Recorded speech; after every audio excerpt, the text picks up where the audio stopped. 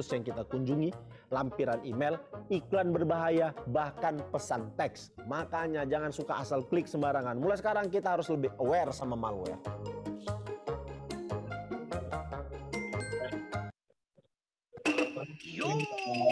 Diam-diam udah kukirim algojo ke sana untuk menghukum mereka-mereka yang melanggar etika. Itu etika komentar dalam sosial medianya buruk itu. Gak kenal tapi ngomongnya gak sopan. Dia suka nyebarin hoax. Tata krama yang harus dijaga saat bermedia sosial antara lain, jangan menyebarkan hoax, menghargai keberadaan orang lain, jangan kasar saat berkomentar, dan jangan memposting karya orang lain tanpa izin atau mencantumkan sumber.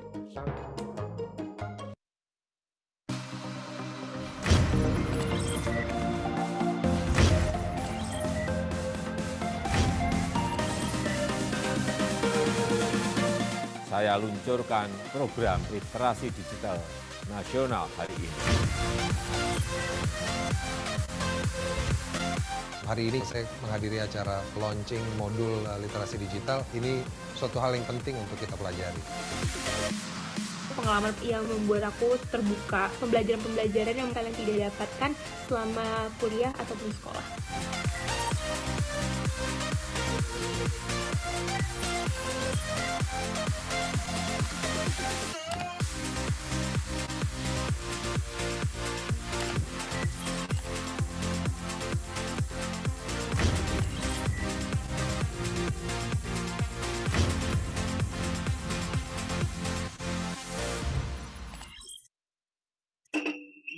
Panik nggak? Hah? Panik nggak? Panik lah. Masa enggak? Hidup yang mulia. Dimanapun kita berada, harus menjunjung tinggi budaya Indonesia. Setiap aktivitas di ruang digital harus dilandasi dengan Pancasila dan Bhinneka Tunggal Ika. Dengan menyebarkan konten positif, mendukung toleransi keberagaman, dan menjaga kesopan santunan. Tunjukkan kalau kita bukan toxic netizen dengan menjadi berbudaya di ruang digital.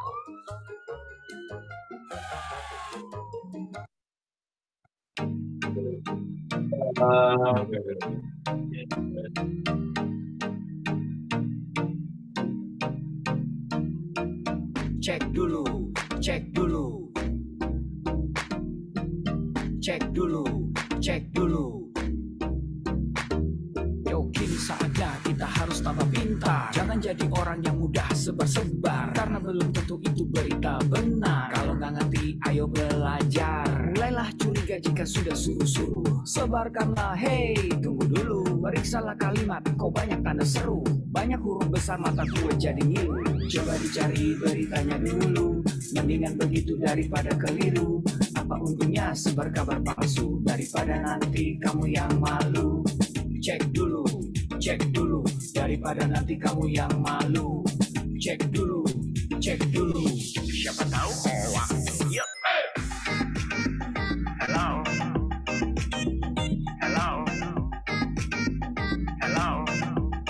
Siapa tahu hoax. Yep. Hello.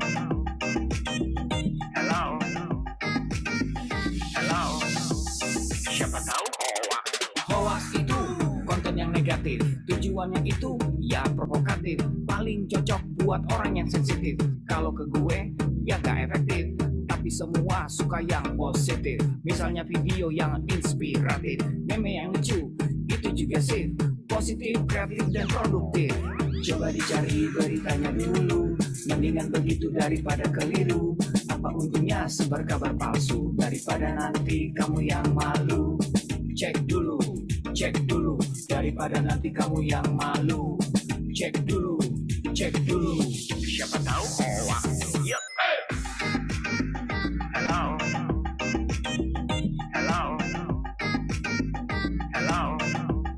Siapa tahu hoax.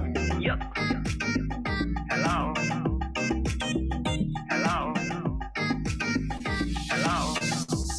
Siapa tahu hoax.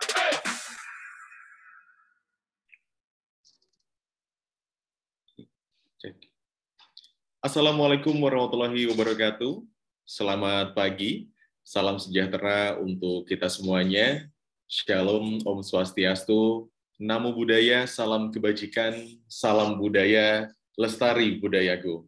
Selamat pagi untuk semuanya yang sudah hadir dalam kegiatan webinar Budaya Merah Putih, Makin Cakap Digital, persembahan Siberkreasi Kominfo dan Bina Berkarya. Perkenalkan, saya Harga Rifki Pratama, menjadi moderator webinar luar biasa pada pagi hari ini. Sedikit informasi terkait apakah itu Bina Berkarya. Bina Berkarya merupakan sebuah program edukasi serta pembinaan dalam berkarya untuk mendukung kemandirian guna peningkatan ekonomi masyarakat. Bina Berkarya juga membuka peluang bagi setiap orang untuk bisa saling berkontribusi, berbagi, serta menerima wawasan yang dapat digunakan untuk berkarya. Baik, dan pada pagi hari ini kita akan memulai webinar Budaya Merah Putih dengan tema transformasi warisan budaya bagi generasi melek digital. Pada pagi hari ini telah hadir bersama dengan kita para narasumber hebat kita. Yang pertama ada Bapak Budi Hermanto, Program Manager dan Peneliti di Umar Khayyam Foundation. Lalu pembicara kita yang kedua ada Gusti Kanjeng Ratu Hayu, Penghageng Tepas Tenda Yakti Keraton Yogyakarta. Lalu pembicara kita yang ketiga ada Bapak Valdrino, Government Relation Facebook Southeast Asia. Dan tentunya kami mau menyapa juga seluruh peserta webinar pada pagi hari ini. Selamat pagi, semoga dalam keadaan baik, sehat, dan bahagia. Baik, sebelum kita memasuki acara pemaparan narasumber pada pagi hari ini, mari bersama-sama kita akan menyanyikan lagu Indonesia Raya, dilanjutkan sambutan dari Ditjen Aptika Kemkominfo RI, Bapak Samuel Abdujani Panggerapan PSG. Kepada para narasumber dan seluruh peserta, dimohon untuk dapat menyalakan videonya.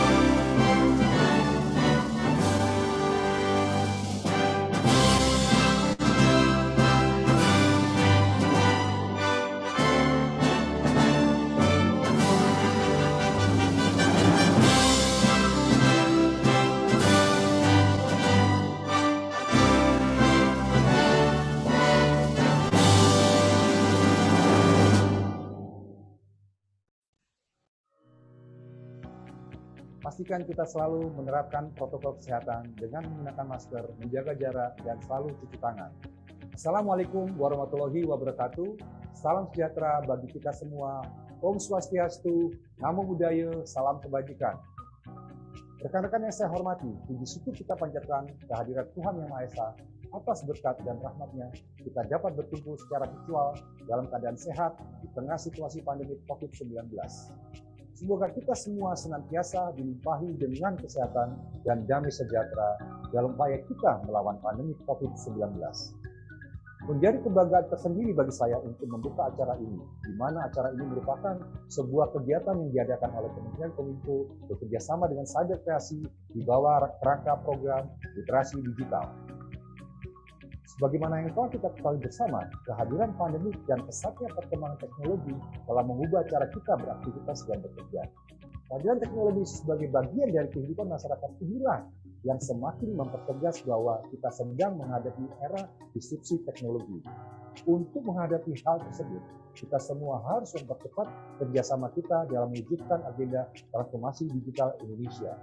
Rekan sekalian yang berbahagia, salah satu pilar penting dalam mendukung terwujudnya agenda transformasi digital adalah menciptakan masyarakat digital di mana kemampuan literasi digital masyarakat memegang peranan penting di dalamnya. Sebagai tingkat paling dasar, kemampuan literasi digital merupakan kemampuan yang paling krusial dalam menghadapi perkembangan teknologi saat ini untuk mewujudkan masyarakat Indonesia yang tidak hanya mengenal teknologi, namun juga cermat dalam menggunakannya. Pada tahun 2020, Kementerian Kominfo bersama Kata Data melakukan survei status literasi digital nasional, mengacu pada kerangka literasi digital milik UNESCO. Kajian tersebut menunjukkan bahwa indeks literasi digital Indonesia ada pada angka 3,47 dari skala 1 sampai 4. Di mana hal itu menunjukkan bahwa indeks literasi digital kita hanya ada pada sedikit di atas tingkat sedang, namun belum mencapai tingkat baik. Untuk mencapai tingkat literasi yang baik, pemerintah tidak dapat bekerja sendiri. Kementerian Kominfo bersama Cyberkreasi dan berbagai stakeholder terus berupaya mengadakan berbagai kegiatan untuk meningkatkan kemampuan literasi digital masyarakat Indonesia, dan salah satunya adalah yang sedang rekan-rekan sekalian ikuti sekarang. Rekan-rekan yang saya hormati, dalam menghadapi perkembangan teknologi yang sangat cepat, literasi digital merupakan kunci dan fondasi utama harus kita semua miliki. Pemerintah dalam hal ini, Kementerian Kominfo, bersama dengan Cyberkreasi berkomitmen akan terus melakukan upaya meningkatkan literasi digital masyarakat lewat berbagai macam inisiatif kegiatan.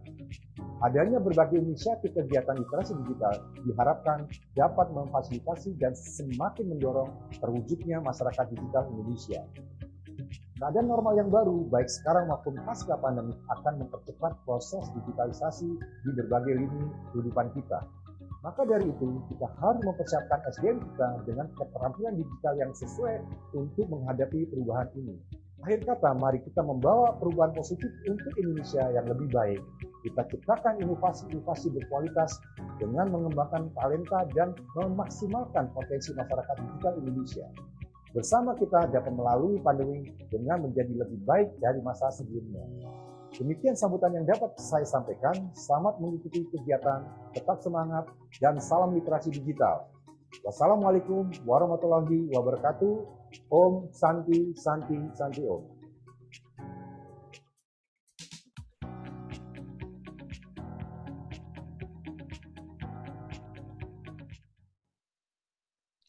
Baik, Bapak Ibu, setelah kita menyanyikan lagu Indonesia Raya dan menyimak sambutan dari Ditjen Aptika Kemkominfo, berikutnya kami persilahkan sambutan dari Kepala Dinas Komunikasi dan Informatika Daerah Istimewa Yogyakarta, Bapak Insinyur Roni Primanto Hari MT. Kepada Bapak Insinyur Roni Primanto Hari MT, kepadanya kami persilahkan. Terima kasih, Mas Harya. Assalamualaikum warahmatullahi wabarakatuh. Salam sejahtera bagi kita semuanya. Yang terhormat Bapak Dirjen Aptika, yang terhormat Gusti Kanjeng Ratu Bendoro selaku pembina Bina Berkarya, para narasumber, Gusti Kanjeng Ratu Hayu selaku pengageng Tepas Tandoyekti Keraton Yogyakarta, Pak Budi Hermanto, serta dari Facebook, Mas Faldri kalau nggak salah namanya. Senang sekali pada pagi hari ini saya bisa ikut berpartisipasi walaupun hanya memberikan sambutan dalam kegiatan ini. Namun kami sangat mengapresiasi kegiatan ini karena kegiatan ini memiliki tujuan untuk meningkatkan literasi digital masyarakat Indonesia, khususnya terkait dengan digitalisasi kebudayaan di daerah istimewa Yogyakarta. Hubungan antara kebudayaan dengan teknologi selalu menarik diperbincangkan, karena setiap kemajuan hampir pasti mengubah banyak aspek kehidupan, termasuk kebudayaan. Maka kami sangat menyambut baik tema yang diusung oleh Bina Berkarya ini, yaitu transformasi warisan budaya bagi generasi melek digital yang diadakan pada pagi hari ini. Hadirin yang berbahagia, mungkin saya akan mulai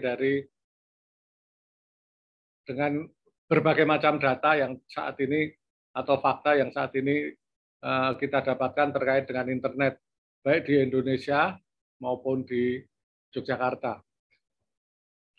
Pada tahun 2020 menyebut dari jumlah populasi 7,7 miliar penduduk dunia, tercatat ada 5,1 miliar yang menggunakan HP atau gadget, 4,5 miliar pengguna internet, dan 3,8 miliar pengguna aktif media sosial. Di Indonesia, pada kuartal 2 tahun 2020, dari jumlah populasi sebesar 266,91 juta jiwa, tercatat 73,7% atau 196,71 juta pengguna internet di Indonesia. Ini adalah sebuah pertumbuhan yang sangat cepat jika melihat data tahun 2018, di mana Asosiasi Penyelenggara Jasa Internet Indonesia menyebut pengguna internet pada tahun itu masih pada kisaran 64% atau 171,17 juta dari 264,16 juta penduduk. Artinya dalam rentang waktu 2 tahun saja tercatat penambahan sekitar 25 juta pengguna. Kemudian seiring dengan datangnya masa pandemi COVID-19, di mana kegiatan-kegiatan yang harus dilakukan itu harus menerapkan protokol kesehatan, antara lain adalah menjaga jarak, maka berbagai macam kegiatan, pertemuan-pertemuan online, pekerjaan, pembelajaran, dan sebagainya dilakukan dengan cara virtual. Sekarang kita sudah akrab dengan istilah work from home, di mana kita harus bekerja, tapi tidak harus berada di kantor, tapi bisa dilakukan di rumah. Termasuk yang dilakukan oleh teman-teman yang ada di daerah istimewa Yogyakarta. Kemudian, kalau kita lihat aktivitas dari rata-rata waktu yang digunakan oleh pengguna internet di Indonesia beragam. Ada 7,7 jam 59 menit rata-rata yang digunakan oleh pengguna internet yang ada di Indonesia itu menggunakan gadgetnya. Hampir 8 jam sehari. Jadi hampir sepertiga hari digunakan dengan mengakses internet. Dari jumlah tersebut, untuk bermedsos sekitar 3 jam 26 menit. Jadi rata-rata waktu untuk melihat broadcast streaming dan video adalah 3 jam 4 menit. Nah, dari sisi platform yang digunakan, diketahui YouTube digunakan di Indonesia sebesar 88% dari jumlah pengguna internet. Kemudian WhatsApp itu 84%, Facebook 82%, dan Instagram 79%. Untuk level DIY sendiri, dari total populasi 3,6 juta, tercatat ada 2,7 juta pengguna internet atau 75% lebih dari penduduk Jogja sudah menggunakan internet. Ini menunjukkan bahwa agar kita bisa melakukan kegiatan, kita tetap bisa akses dalam melakukan kegiatan kita di era digital ini, maka berbagai macam kegiatan harus dilakukan adaptasi. Agar kita bisa tetap akses di dunia ini, saat ini, itu maka adaptasi penggunaan teknologi digital dalam berbagai segi kehidupan adalah merupakan suatu keharusan. Oleh karena itu, Pemda DIY juga sudah mengantisipasi hal tersebut, dan saat ini Dinas Komunikasi dan Informatika telah membangun jaringan backbone fiber optik yang menghubungkan di seluruh wilayah daerah istimewa Yogyakarta. Infrastruktur TK tersebut tentunya adalah multipurpose atau multiguna, termasuk akan digunakan untuk mendukung upaya-upaya melestarikan budaya dengan berbasis internet. Di sisi lain, pembangunan infrastruktur TK ini merupakan cikal bakal terciptanya ekosistem digital di mana hal-hal tertentu harus berkolerasi positif terhadap upaya-upaya pelestarian budaya. Hadirin yang berbahagia, generasi sekarang adalah generasi melek teknologi. Sehingga setiap saat ingin selalu mengakses berbagai macam informasi secara mudah dengan memanfaatkan kecanggihan teknologi perangkatnya. Dengan demikian, ketersediaan ekosistem digital yang disokong dengan infrastruktur yang memadai sangat penting. Oleh karena itu, saya sangat mendukung dan mendorong agar kegiatan-kegiatan berbasis teknologi informasi ini selalu bisa digunakan dalam berbagai segi kehidupan. Demikian juga dengan kegiatan pengembangan maupun pelestarian budaya yang ada di daerah istimewa Yogyakarta. Saat ini, Dinas Kominfo juga sudah mengoperasikan sebuah saluran televisi.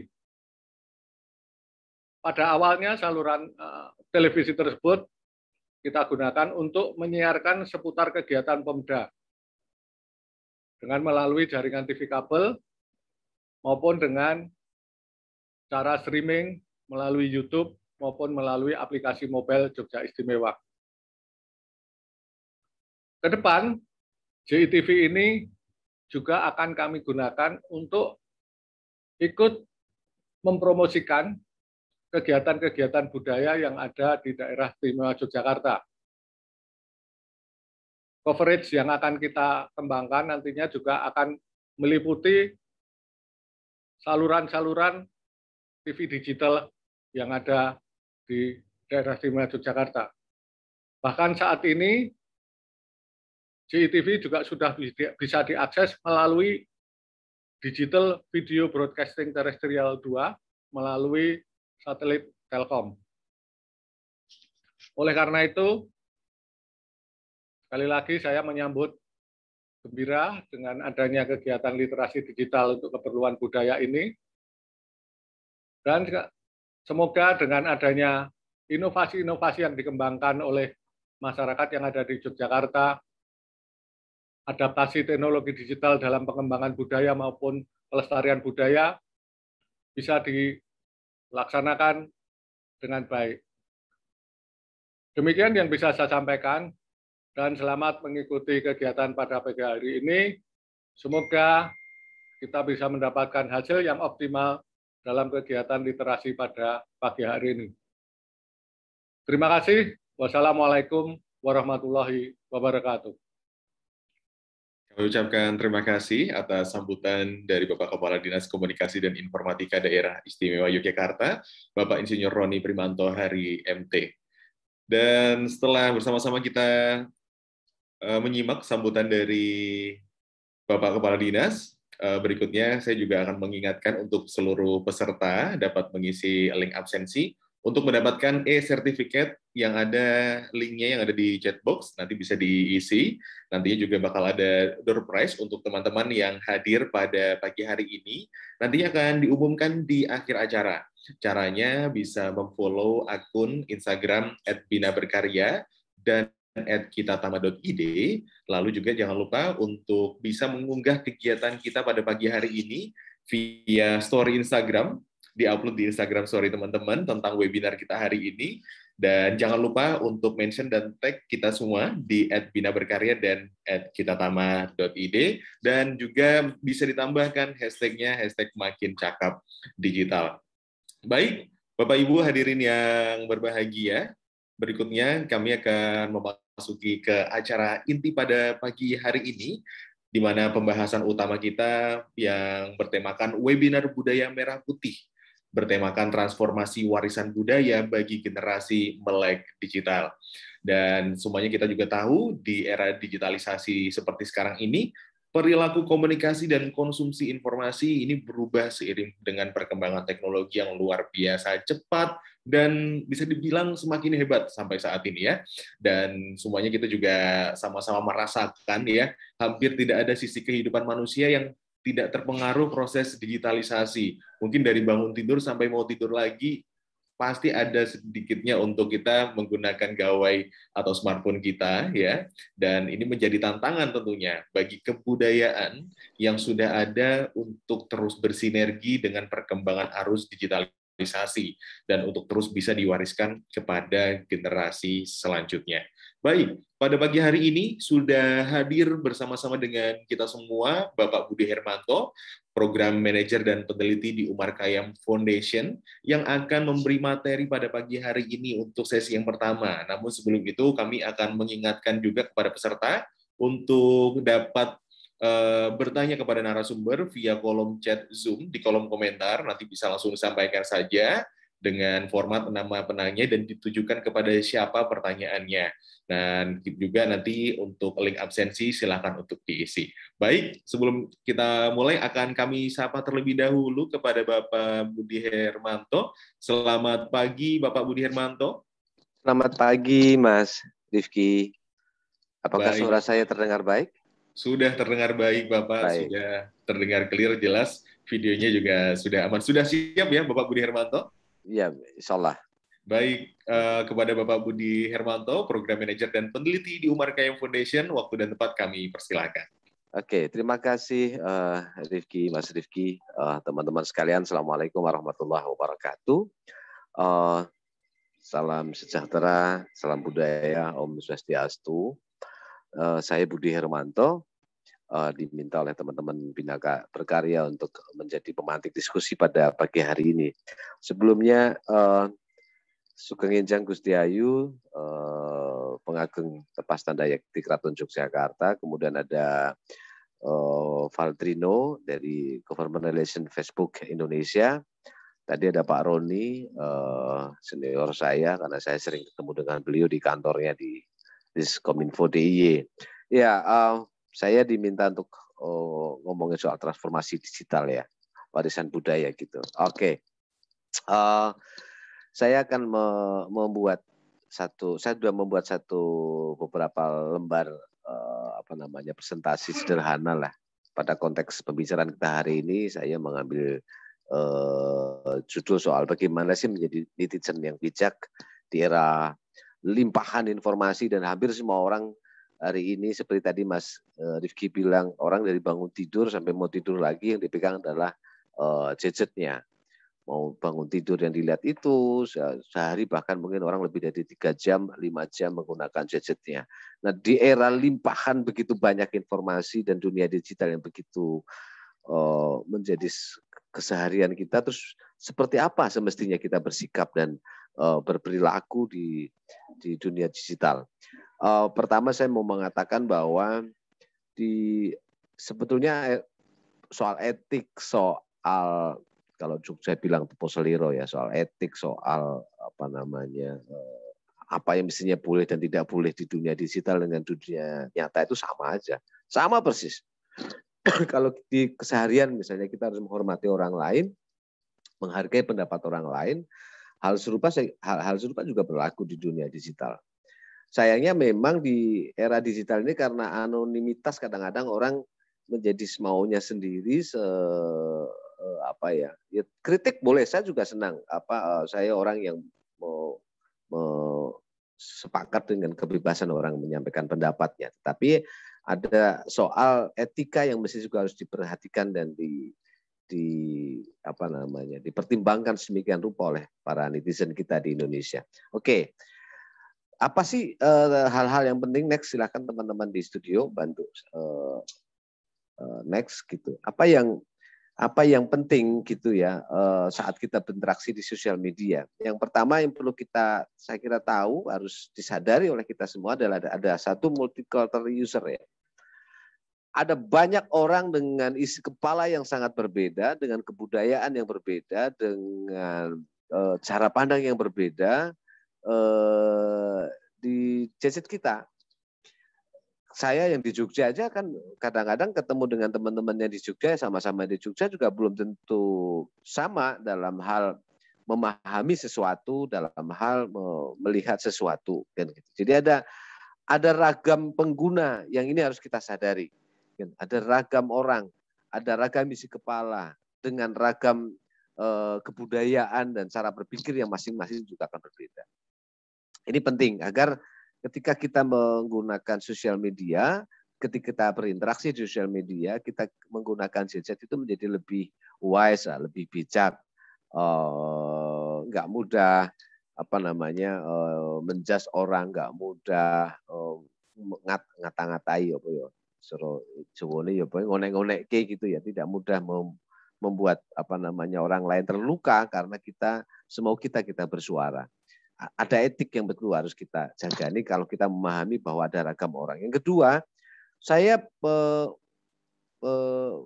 pemuja ya, saya penyuka konten-konten yang menyenangkan, yang inspiratif, yang bermanfaat, yang itu membuat orang lain menjadi tergerak kan gitu. Saya sendiri salah satu pengguna Twitter aktif di Jogja, ada juga platform lain yang sering saya pakai, tapi di Twitter misalnya sejak tahun 2009 saya menggunakan akun itu, kemudian di 2010 Jogja sempat kita mengalami bencana erupsi Merapi. Saya dan banyak orang senang sekali ketika waktu itu sosial media dipakai untuk people to people movement ya, orang bergerak untuk membantu orang lain ketika erupsi terjadi. Ada Jalin Merapi waktu itu, ada banyak platform kerja-kerja sosial yang semuanya dipertukarkan informasinya, digerakkan oleh sosial media. Jadi ini kontennya menjadi lebih bermanfaat ketika digunakan untuk menolong orang lain. Belakangan saya kira juga banyak ya, apalagi di era pandemi ini, saya sendiri ketika bersama kawan-kawan menginisiasi gerakan penjahit untuk membuat baju APD juga Twitter lah yang saya pakai untuk membuat orang lain saling membantu. Saya kira beberapa platform yang lain atau beberapa kegiatan yang lain juga begitu. Orang bagi masker, bagi nasi bungkus gitu. Penting menurut saya teman-teman para pengguna sosial media, apapun platform yang Anda pakai, gunakan itu untuk membagi konten yang bermanfaat kan.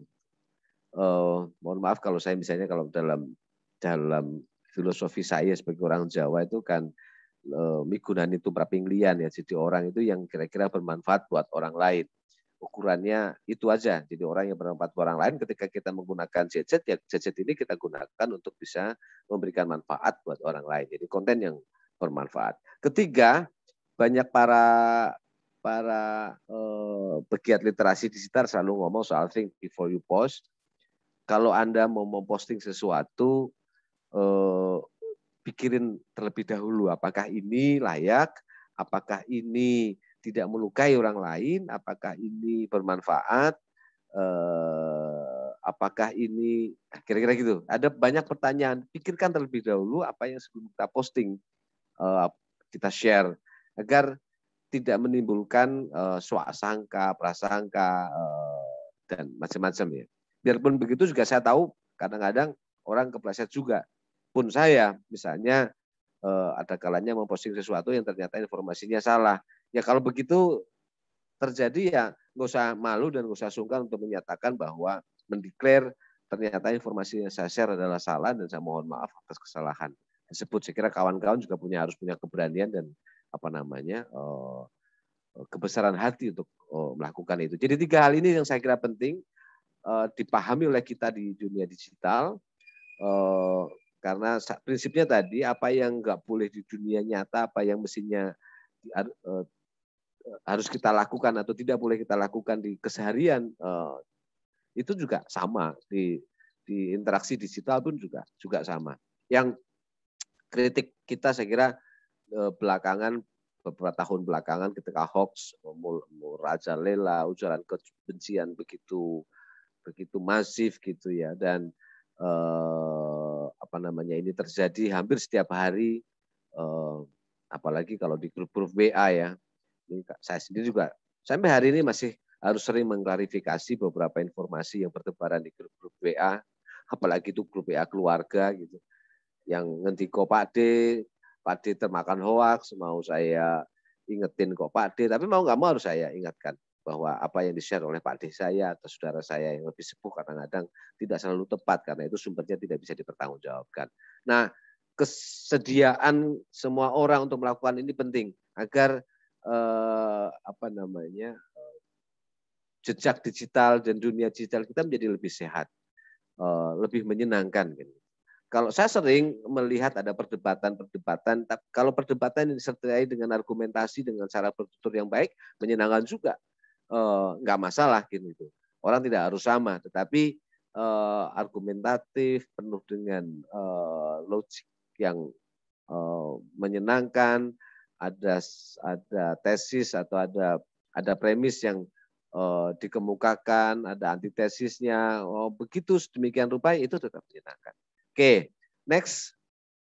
Nah ini pada konteks digital saya membaca modul yang dibikin oleh Kominfo soal digital culture gitu. Yang pertama tentu bagi kita di Indonesia, karena kita dan para pendiri bangsa ini sudah menyepakati ada Pancasila, ada 5 hal sebagai dasar negara kita ini dalam konteks dunia digital dan berinteraksi di sosial media, saya kira ini juga penting. Yang pertama adalah nilai utamanya adalah cinta kasih, saling menghormati, perbedaan, memberikan kepercayaan di ruang digital. Nah, menghormati ini yang harus selalu dikampanyekan agar kita menghormati ada banyak orang ya dengan cara berpikir yang berbeda. Ada banyak orang dengan tingkat pemahaman yang berbeda. Ada banyak orang dengan latar belakang keimanan yang berbeda. Jadi ini penting ya soal kepercayaan dan menghormati satu ke yang lain di ruang digital sesuai dengan sila kita, soal sila pertama kita. Yang kedua saya kira soal kesetaraan ya, memperlakukan orang lain dengan adil dan manusiawi di ruang digital. Bullying kan juga terjadi di dunia digital ya, ketika tidak suka dengan seseorang atau wah udah di istilahnya apa ya, dirujak ya, atau di apa sih kalau di netizen itu kalau nggak dirujak di apanya sedemikian rupa ya sampai habis-habisan dibully. Ada kalanya ini soal like and dislike yang karena nggak suka atau komentarnya juga sangat pedas karena nggak kenal. Jadi ini penting. Nah ini saya agak sering miris gitu lah, kita ini orang Indonesia yang terbiasa dengan keseharian dengan senyum, dengan saling membantu, ada soal kemanusiaan di situ, kok tiba-tiba memperlakukan orang lain dengan cara-cara yang tidak manusiawi. Saya kira penting, termasuk juga perlakuan terhadap makhluk lain. Jadi saya sering tuh di sosial media kalau ada orang berperilaku kayak belakangan ada viral seekor anjing di satu lokasi wisata yang ditangkap, kemudian belakangan dia mati gitu. Si anjing ini kan membuat orang lain juga marah ya. Biarpun ini saya kira kritik baik ya, bahwa kita mesti harus memperlakukan semua makhluk hidup ini dengan cara yang baik. Jadi ini soal kemanusiaan kepada manusia, tetapi implementasi pada soal yang lain juga begitu. Dulu ada orang misalnya dengan sengaja membunuh seekor binatang dan itu di live gitu ya, tentu orang akan marah karena itu contoh yang tidak baik, share dan memberikan contoh-contoh buruk ya. Sila kedua saya kira gitu. Nah ketiga saya kira soal karena kita persatuan di Indonesia, jadi semangat di dalam berbagi konten di sosial media apapun profesi Anda, di YouTube kah sebagai YouTuber, sebagai penulis di blog atau di media, sebagai jurnalis di banyak tempat atau sekedar share di Facebook, Instagram, Twitter kan gitu. Ini kepentingannya saya kira kita harus pertama adalah mengedepankan kepentingan Indonesia ya, kepentingan bersama, kepentingan Indonesia, sehingga kalau kesadaran ini dimiliki oleh banyak orang, mungkin akan mereduksi atau mengurangi pertengkaran-pertengkaran yang nggak sesungguhnya tidak perlu terjadi. Oke, yang keempat, ini saya soal ini kalau mohon izin nih ke teman-teman Kominfo gitu pada soal undang-undang ITE gitu ya. Saya kategori orang yang mestinya ini undang-undang ITE direvisi nih karena banyak korban orang atas undang-undang ITE.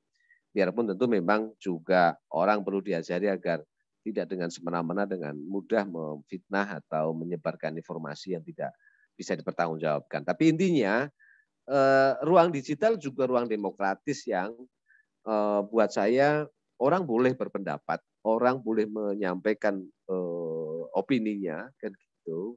Tentu dengan argumentasi dengan cara yang baik gitu. Dan intinya semua orang boleh berekspresi dan berpendapat apapun di sosial media. Nah, kalau misalnya belum lama ini ada orang mengkritik sebuah produk kan gitu, tiba-tiba ada orang jualan sesuatu kalau nggak salah produk kecantikan, dia kritik kalau ini ternyata berimplikasi buruk buat dirinya dan dia share, tiba-tiba dia menjadi tersangka atau terdakwa dari sebuah proses hukum karena dianggap melanggar undang-undang ITE. Jadi yang kayak gini-gini, atau dulu kita ada gerakan Koin to Berita ya, ketika berita di sebuah rumah sakit. Nah, atau di Lombok ya ada seorang guru yang mendapatkan perlakuan kekerasan seksual, tiba-tiba dia malah jadi tersangka. Kebebasan berekspresi saya kira penting untuk dijaga. Dan saya tahu persis komitmen Presiden Pak Jokowi dan teman-teman di DPR untuk soal ini sehingga ruang untuk kebebasan berekspresi ini harus tetap dibuka. Biarpun tentu tadi saya dengan garis bawah ya, orang harus menyampaikan itu dengan penuh argumentasi dan cara yang baik. Yang terakhir soal penting pemahaman ini ada di kita bahwa ruang digital juga bisa kita gunakan untuk membangun kebersamaan, gotong royong, seperti mirip dengan sila kedua soal kemanusiaan. Dan ini saya tahu persis ada banyak bukti dan ada banyak fakta yang terjadi ketika orang bersama-sama dan bergerak bergotong royong membangun sesuatu ruang digital yang aman, ruang digital yang menyenangkan, ruang digital yang satu sama lain saling share, saling berbagi. Misalnya saya sebut salah satu produk ada platform kitabisa.com yang saya kira itu baik, maupun beberapa aplikasi social partnership yang lain yang ini bagian dari keadilan sosial ya, bagian dari upaya kita memberikan kesempatan yang seimbang dan setara. Mas Rifki, saya ingatkan kalau waktu saya mau habis. Kemudian next saya mau percepat aja ada 3 slide terakhir. Teman-teman di studio minta dibantu. Ini nanti dicari aja ya. Sayang saya nggak bisa putar di sini. Ini teman-teman di Rejo Buntung Jogja membuat contoh konten baik ya. Ketika kalau Anda mau tonton videonya ini di Jogja, ini tadi saya kasih linknya ke panitia ya, ada di YouTube. Ini ceritanya begini, aku ceritain aja. Teman-teman ada sejumlah anak muda yang menggunakan sepeda ontel yang tinggi, beberapa rambutnya gondrong itu anak-anak pang itu. Ketika dia berpapasan dengan Simbah ini dia turun dari sepedanya dan menyapa, monggo Mbah, gitu. Silakan Mbah. Gitu. Dan kalau Anda ke Jogja, saya jamin sampai hari ini gitu, kalau Anda lewat di mana misalnya di satu kampung, di situ ada bapak-bapak sedang ronda gitu ya, hampir semua orang akan memperlambat kendaraannya dan mengangguk, kemudian mengucapkan salam, monggo, permisi. Gitu. Nah, saya kira ini contoh baik ya, bagaimana ke tepo selirot, saling menghormati ini juga mewujud di dalam kehidupan sehari-hari. Nah, konten-konten kayak gini yang penting untuk selalu diperbanyak. Teman-teman konten kreator, anak-anak muda, tolong buatlah konten-konten yang menarik, yang baik kan gitu, yang membuat orang lain menjadi memahami, oh ya ada pengetahuan, ada nilai, ada ajaran yang ada di situ. Ini contoh konten baik ada di soal ini. Kebetulan saya juga beberapa kali terlibat dalam produksi membuat video-video pendek di Jogja dengan Pak Susilo Nugroho atau dikenal dengan Den Bagus Singarso. Kalau di Jogja juga kami membuat naskah dan meng-create pesan-pesan yang lucu, yang unik, tetapi sebisa mungkin tidak menyinggung orang lain, gitu. Tidak menyinggung orang lain, tidak membuat orang lain menjadi terluka atas pesan-pesan kita. Berikutnya, saya ini contoh konten baik. Next ada contoh konten yang menurut saya tidak terlalu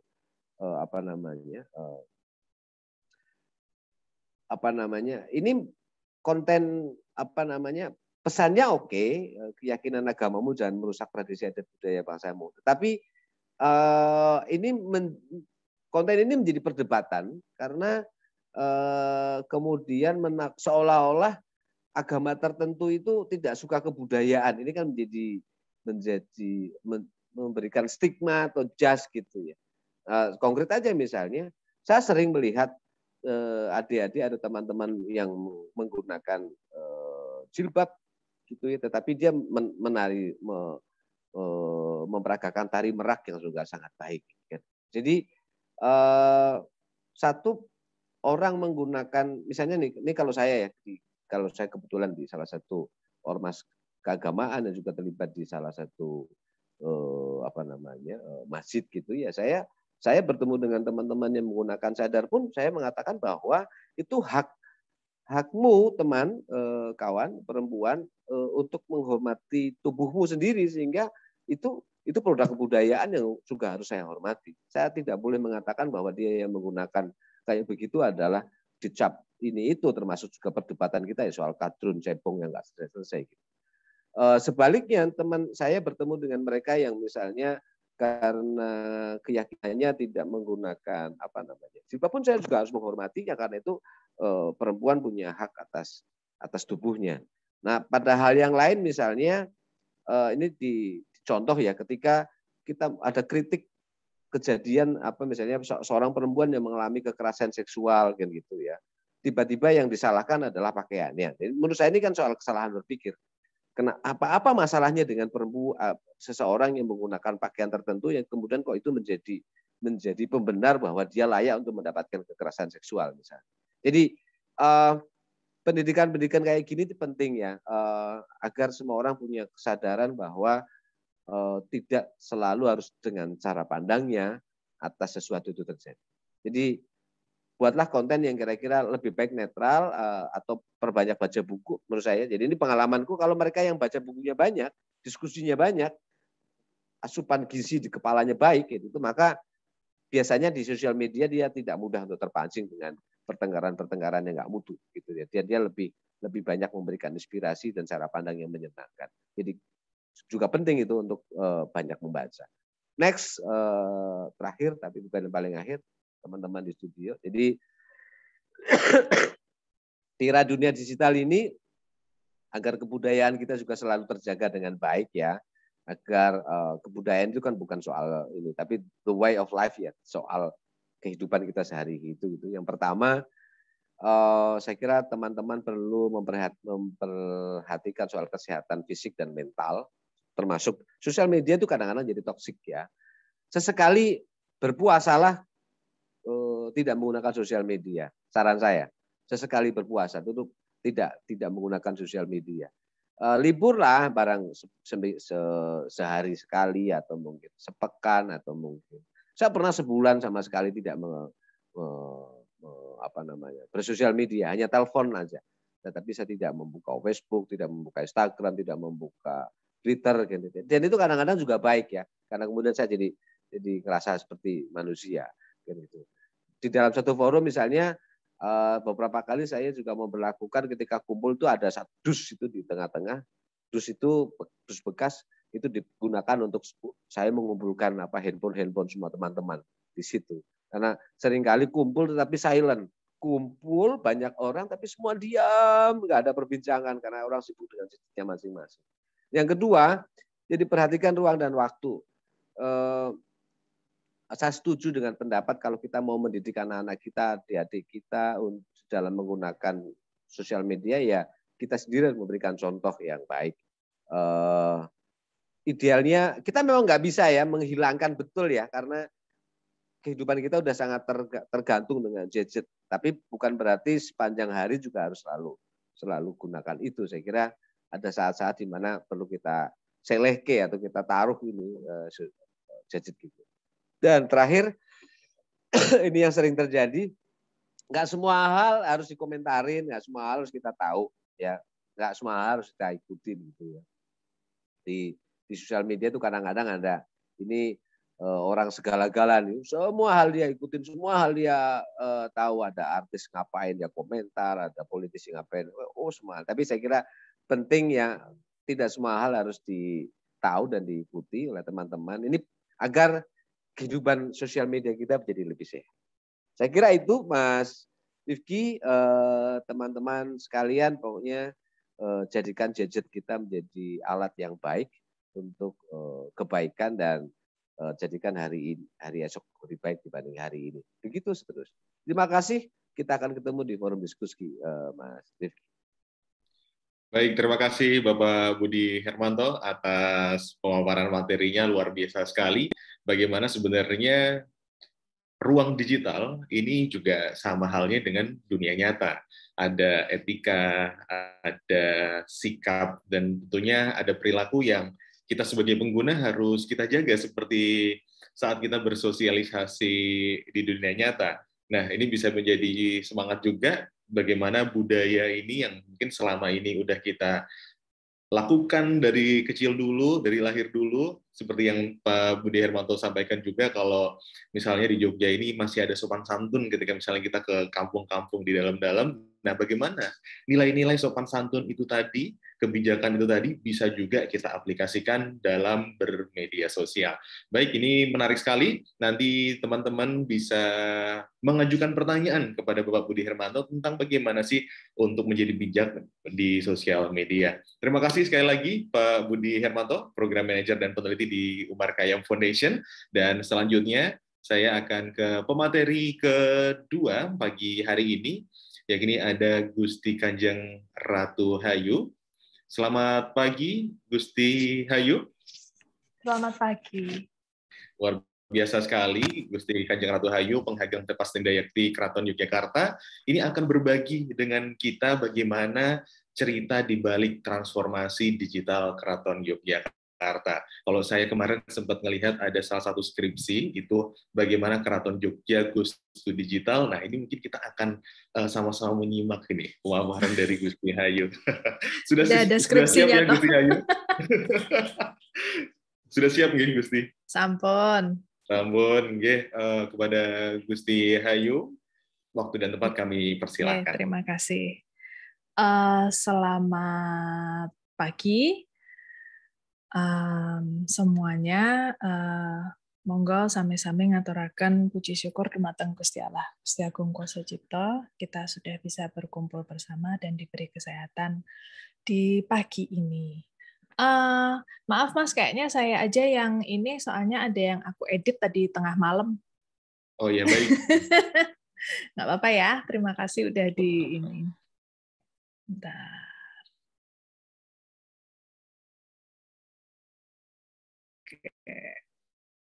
Nah, fotonya aja udah beda. Ganti dari saya ke yang lebih cute. Udah kelihatan ya? Sampun, Gusti, sudah kelihatan. Baik.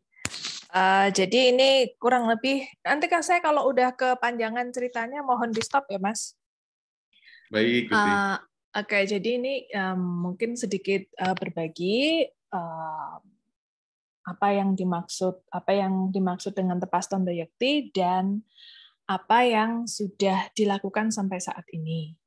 Jadi intinya untuk yang mungkin kurang familiar, Tepas Tondo Yakti itu adalah sebuah divisi di Keraton Yogyakarta.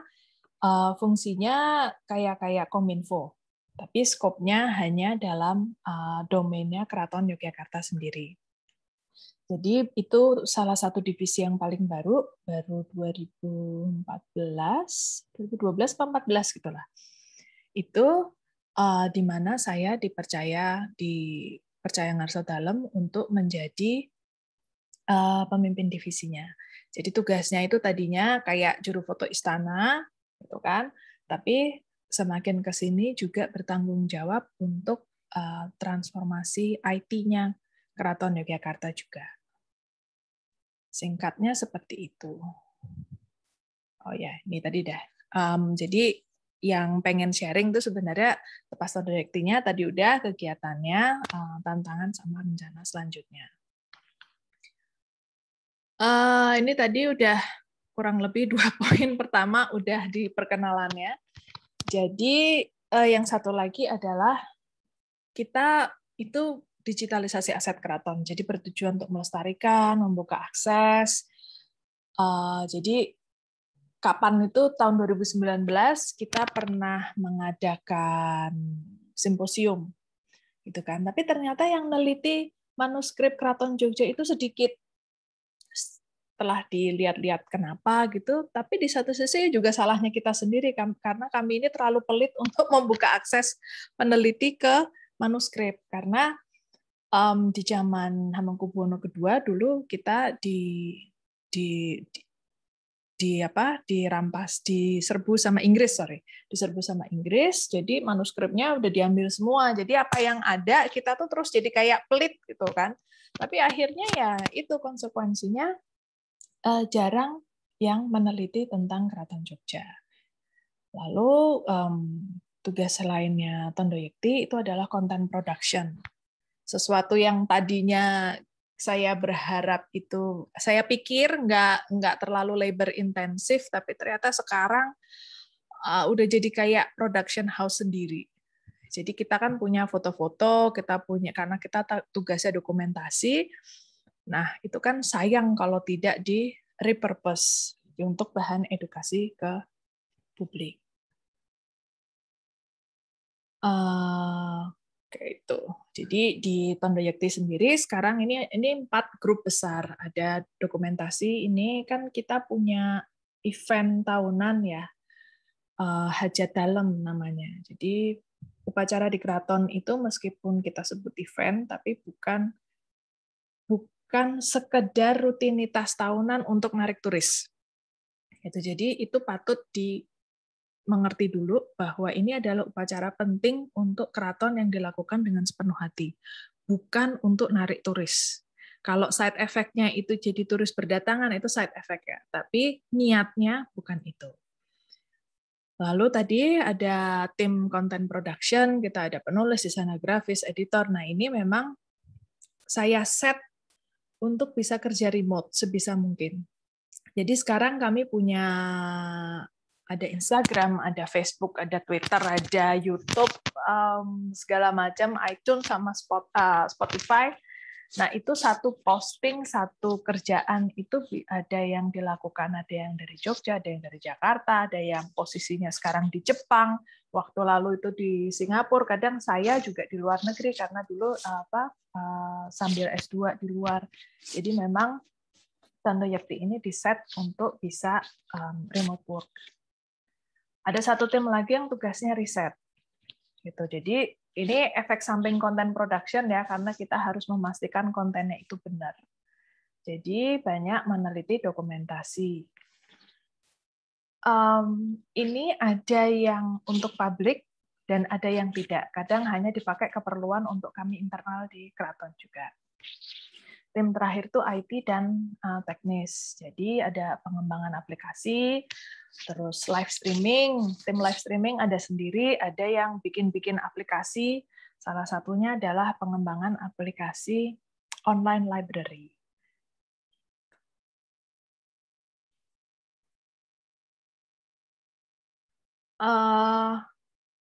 Ini nanti kayaknya aku ceritain sedikit deh.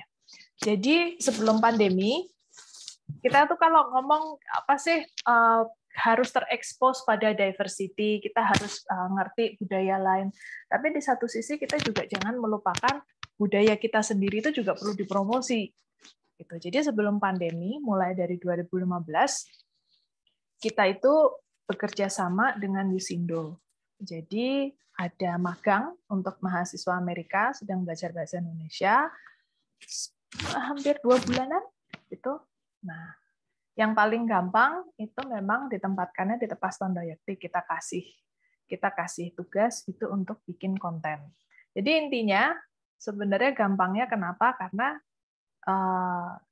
aku kepengen menghadirkan perspektif lain dari konten ini. Kalau kita kan yang orang Jawa, apalagi kalau orang yang di keraton itu banyak bias yang untuk kami ini udah hal yang sehari-hari. Tapi ternyata untuk orang luar keraton atau orang luar Jawa, bahkan banyak orang Jawa pun yang nggak ngerti itu apa. Jadi biasanya ini ada orientasi singkat, terus kita kasih tahu, kamu kepengen taunya apa tentang keraton? Kamu cari tahu. Dan itu yang dibikin konten. Jadi konten itu jadi kadang seringnya jadi membahas hal-hal yang kami itu nggak kepikiran. Jadi itu one way untuk promosi budayanya kita sendiri supaya orang lain terekspos.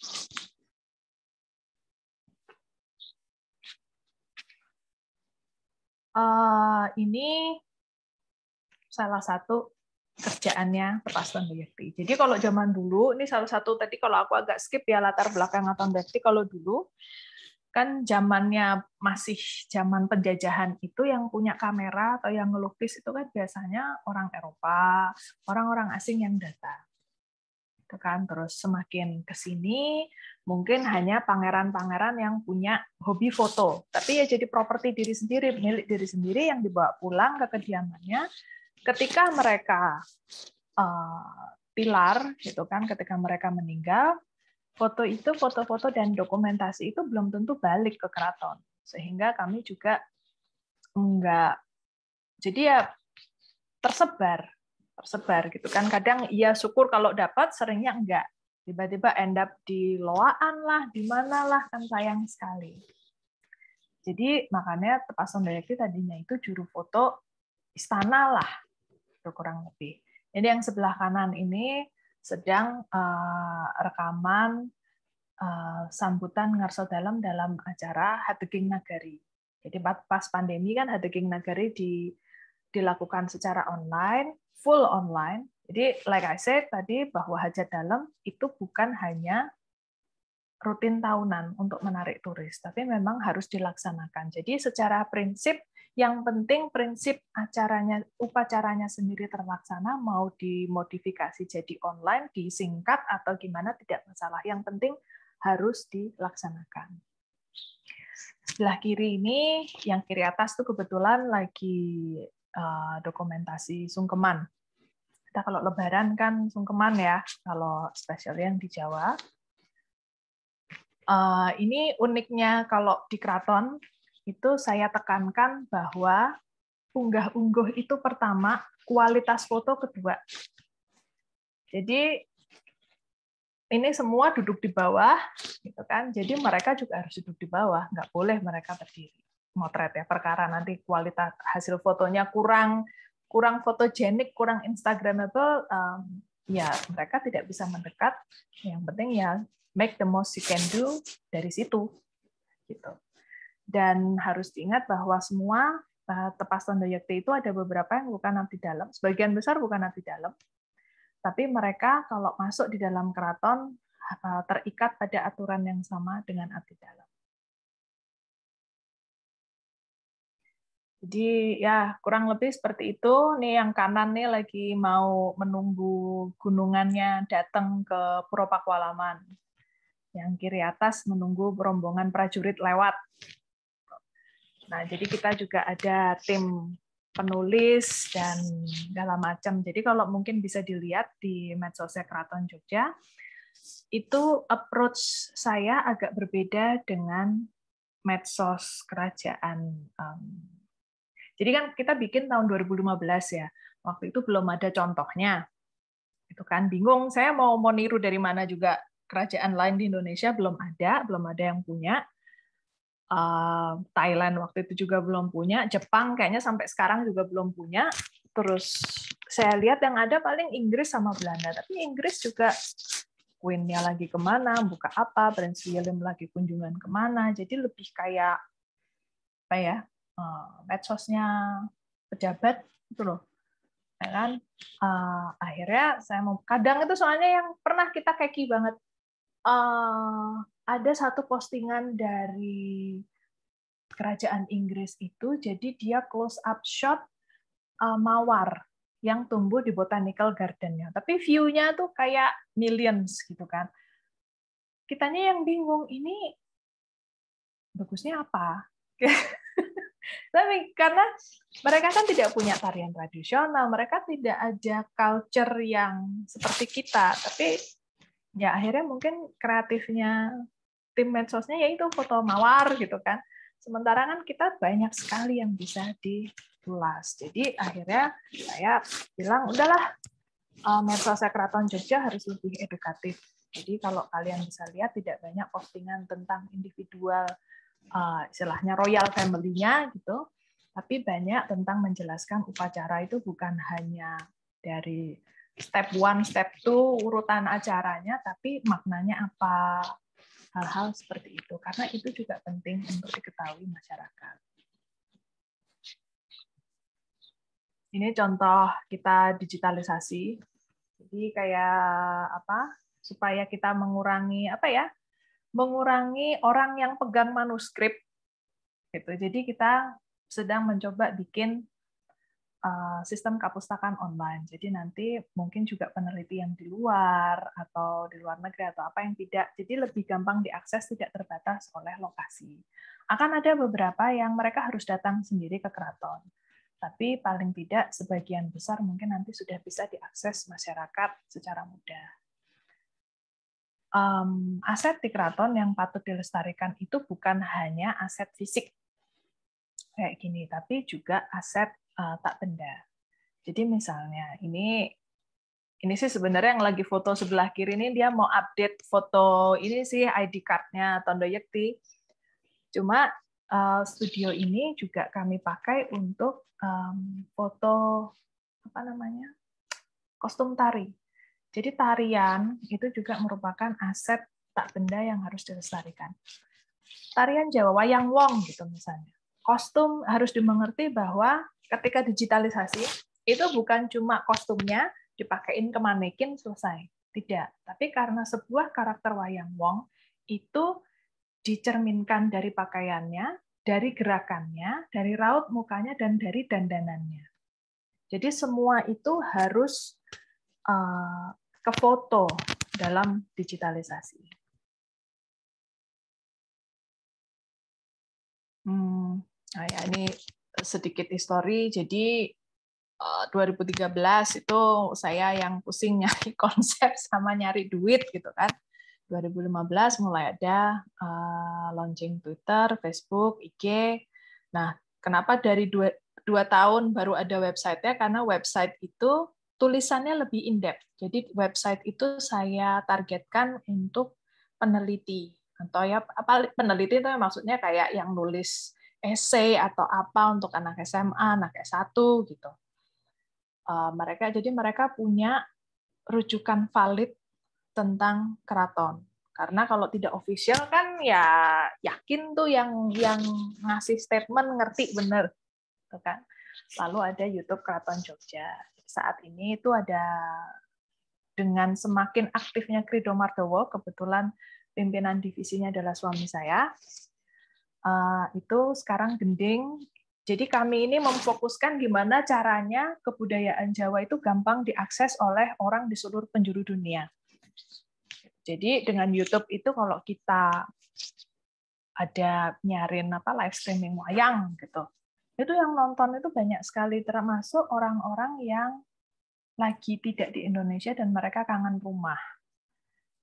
Jadi ramai banget tuh kalau di komen itu kalau lagi ada live streaming tari gitu tuh ramai banget, seru.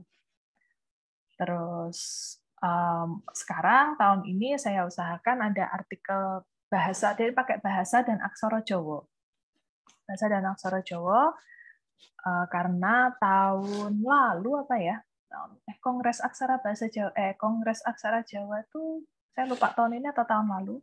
Tapi itu kan kita mencoba mendukung itu. Jadi salah satunya adalah salah satu faktor hilangnya penggunaan aksara Jawa ya kalau nggak pernah dipakai, gitu kan.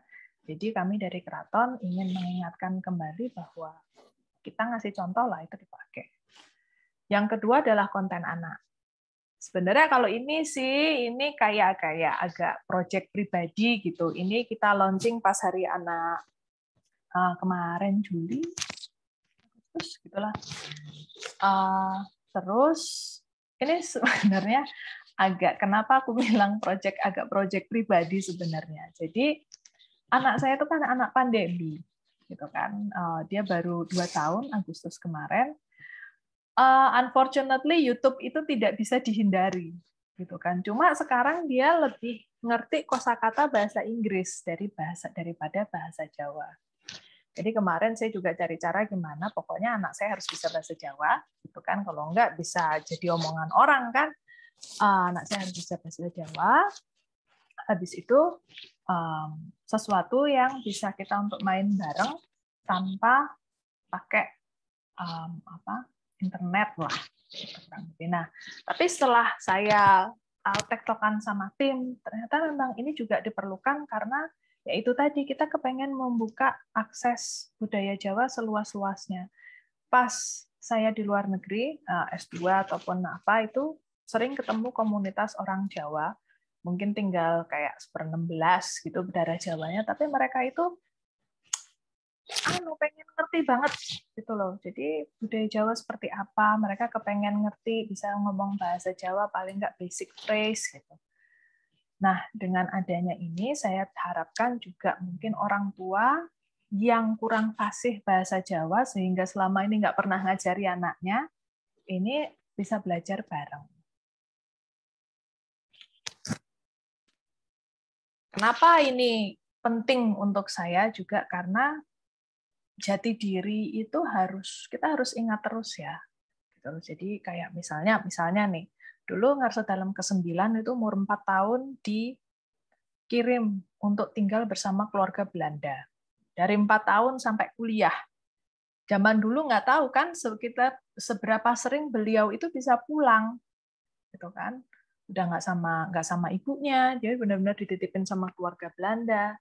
Tapi beliau tidak kehilangan jati dirinya. Seperti mungkin kalau yang tahu, beliau pernah mendiko bahwa memang saya berpendidikan Barat, tapi sejatinya saya adalah orang Jawa. Nah, ini perlu ditanamkan kepada generasi selanjutnya. Jadi kalau saya mungkin kalau untuk yang udah mulai lebih dewasa itu perlu pembelajaran yang lebih intensif gitu kan. Jadi mari kita mulai dengan di rumah dulu dengan yang kecil-kecil. Gitu. Jadi kayak bahasa ibu itu sebenarnya mengajarkan kearifan lokal. Jadi kayak bahasa Jawa itu kan ada 3 tingkat. Gitu kan. Nah, dengan kita berpikir kapan pakai kromo, kapan pakai bahasa ngoko, gitu kan? Itu sebenarnya mengajarkan kita menghormati orang lain, menempatkan orang lain. Jadi itu salah satu kearifan lokal hanya dengan istilahnya belajar bahasa Jawa. Nah, hal ini juga kita desain untuk anak-anak, ini kan karena gampang. Jadi orang dewasa yang mau belajar juga nggak masalah. Dan ini memang saya desain untuk bisa di-print di rumah. Kita produce juga audio pronunciation-nya. Karena kan kalau nggak, kapan dia gitu, atau O, atau O, gitu kan. Kalau nggak, soalnya kayak adik saya itu kan suaminya bukan orang Jawa. Jadi kalau ngomong pitik, itu jadinya pitik. Gitu. Makanya kenapa audio ini juga kita produce untuk menemani, bukan hanya kartunya.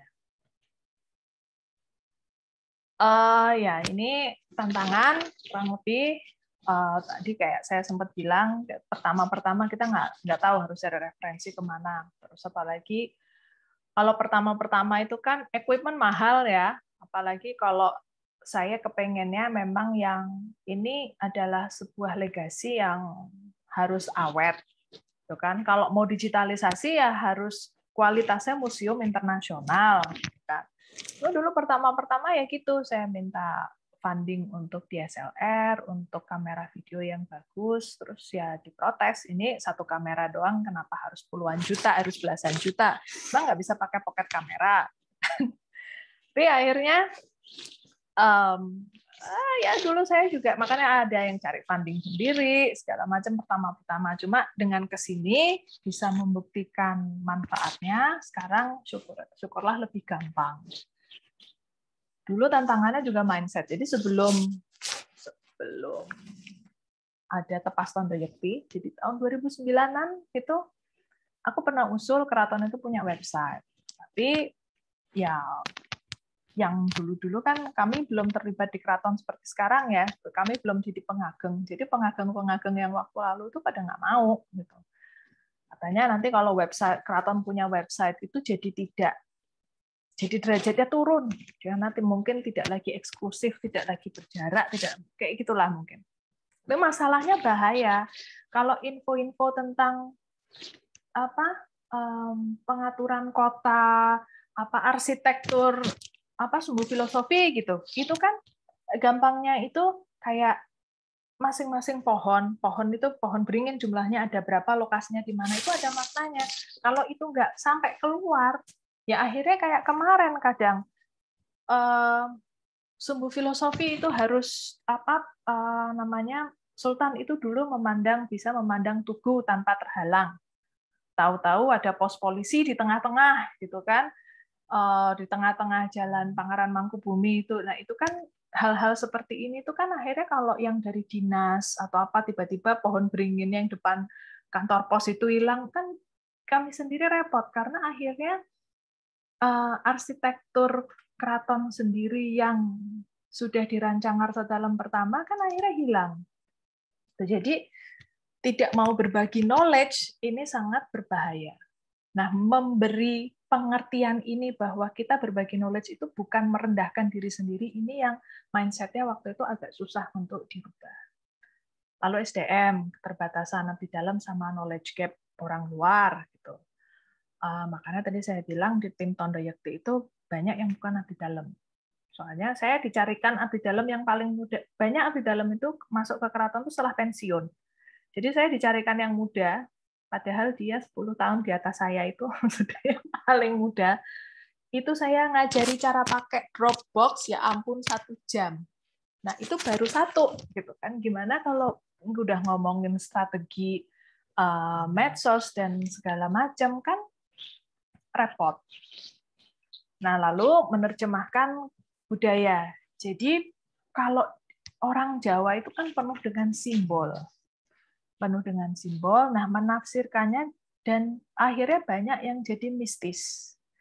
Gitu. Nah nanti terus konflik dengan yang zaman kayak gini kok masih percaya kayak gituan atau itu tidak sesuai dengan agama dan segala macam. Nah ini menjembatani ini gimana? Misalnya. Jadi ini juga salah satu tantangan kami. Ini sih rencana selanjutnya. Jadi tadi saya bilang perpustakaan online itu untuk mempermudah akses penelitian. Jadi nanti win-win solution yang mau penelitian bisa, tapi kami juga ngeman manuskrip itu juga gampang karena jadi mengurangi jumlah jari yang megang-megang manuskrip. Lalu ada integrasi sistem internal. Jadi saya nggak tahu dulu, mungkin pengageng karena pada sibuk sendiri-sendiri, jadi banyak di keraton itu terkotak-kotak. Jadi flow informasi itu nggak ngalir dari satu tempat ke tempat lain. Jadi integrasi sistem di dalam keraton sendiri ini akan encourage transparansi dan accountability. Nah, cuma karena keraton ini sebenarnya sangat paper-based tadinya, nah ini yang agak setengah mati untuk memindahkan ke computer base-nya. Lalu kami mencoba ngejar di kolaborasi komunitas. Jadi filosofi Jawa, kalau ngomongin kebudayaan Jawa, filosofi Jawa itu nggak bisa hanya satu arah. Jadi harus ada tanya jawab, diskusi dan segala macam. Jadi nggak bisa kami hanya melakukan edukasi online, tapi offline juga harus dilakukan. Yang keempat adalah pelayanan publik. Jadi banyak aset keraton yang juga dipergunakan masyarakat. Ada juga kebutuhan masyarakat untuk kayak butuh kekancingan darah dalam misalnya. Jadi kekancingan darah dalam itu menyatakan mereka tuh ada keturunan dari Hamengkubuwono berapa gitu. Selama ini juga masih sangat paper-based. Jadi pelayanan publik ini saya harapkan bisa ditransformasi online supaya mudah. Dan sekali lagi, accountability dan transparansi. Ini yang saya pegang selalu dari Ngarso Dalem, bahwa modernisasi bukan westernisasi.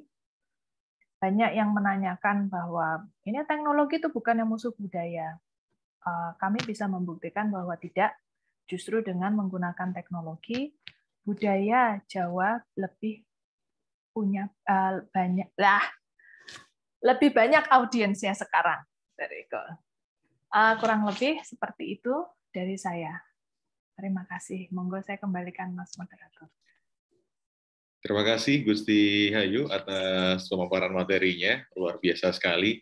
Ada quotes terakhir tadi ya, bahwasannya modernisasi bukan westernisasi, tapi bagaimana akhirnya ada penyesuaian tapi tidak kehilangan jati diri. Luar biasa. Ini pastinya perlu pesan dan semangat yang harus disebarkan kepada masyarakat sekarang, khususnya mungkin juga pemuda-pemudi di kota Yogyakarta, bahwasanya ada loh budaya-budaya Jogja yang juga selain diaplikasikan di dunia nyata, juga harus diaplikasikan di dunia digital. Sekali lagi terima kasih Gusti Hayu atas pemaparan materinya. Sama-sama. Dan kepada seluruh peserta untuk bisa memberi pertanyaan, kami persilahkan untuk bisa mengisi di kolom chat, apakah ingin bertanya kepada Pak Budi Hermanto atau ke Gusti Hayu, monggo kami persilahkan bisa menuliskan nama dan pertanyaannya ditujukan kepada siapa. Baik, namun sebelum kita ke sesi pertanyaan, kita akan ke pemateri kita yang ketiga, yang terakhir di siang hari ini. Kita akan bersama-sama dengan Bapak Valdrino dari Facebook Indonesia. Selamat siang, Bapak Valdrino. Selamat siang, Mas Rifki. Selamat siang, Gusti Hayu, Pak Budi. Semoga Baik, sehat-sehat. ini sudah siap pastinya ya. Jadi Bapak Valdrino ini merupakan Government Relation Facebook in Southeast Asia yang akan berbagi kepada kita bagaimana peran Facebook dalam menjaga warisan budaya di Asia Pasifik dalam bingkai media digital. Ini menarik sekali karena memang Facebook ini sudah masuk ke kehidupan kita semuanya ya. Sudah siap ya Bapak Valdrino? Siap. Siap. Monggo kami persilahkan kepada Bapak Valdrino, waktu dan tempat kami persilahkan. Baik, terima kasih Mas Rifki. Selamat siang semuanya rekan-rekan di Jogja. Sekali lagi saya mohon izin Gusti Hayu, Pak Budi untuk menyampaikan materi. Semoga semua sehat selalu. Pada hari ini diminta untuk sharing sedikit tentang bagaimana Facebook bisa membantu menjaga budaya ya. Budaya ini tentunya bentuknya macam-macam. Tadi Pak Budi sempat sampaikan budaya dalam bentuk perilaku kita dalam bermedia sosial. Lalu tadi juga disampaikan budaya dalam bentuk aset kultural dari keraton gitu. Nah, ini kita coba bantu sedikit, tapi memang Facebook ini pada intinya kan adalah platform ya. Jadi kita mencoba untuk mendukung semua rekan-rekan mitra kerja Facebook yang bergerak di bidangnya masing-masing, dalam hal ini budaya. Nah, ini saya coba share screen ya. Oke. Mudah-mudahan sudah terlihat. Ini bagi yang belum pernah bertemu sebelumnya, nama saya Nuri Valdrino, biasa dipanggil Rino. Saat ini manajer kebijakan publik untuk Facebook Indonesia. Silakan kalau mau terkoneksi langsung juga boleh. Facebook sendiri saat ini di dunia itu misinya masih sama, memberikan masyarakat atau pengguna kemampuan untuk membangun komunitas dan membawa dunia menjadi lebih dekat. Nah, saat ini tentunya Facebook memiliki macam-macam aplikasi ya. Jadi bukan hanya Facebook biru yang kita kenal, itu Facebook paling senior, tapi juga ada WhatsApp, ada Messenger, ada Instagram. Sekarang juga kami baru meluncurkan yang terbaru adalah wearables ya, aksesoris yang bisa kita pakai. Kemarin ada kacamata hasil kolaborasi dengan produsen Ray-Ban ya, yang sekarang udah bisa mengambil foto masuk langsung ke Instagram. Jadi kita udah mulai lebih cepat lagi pengembangan teknologi yang terjadi. Nah, ini mudah-mudahan juga bisa nanti dimanfaatkan untuk pelestarian budaya ya tentunya. Nah, saat ini pengguna Facebook setiap harinya di seluruh platform, di seluruh aplikasi itu sekitar 3 miliar orang di seluruh dunia. Dengan 700 juta pengguna aktif video call ya, atau voice calls ya. Ini karena pandemi sebenarnya trennya agak berubah sedikit. Saat ini juga kita menggunakan platform video call juga. dan 800 juta pengguna aktif live streaming.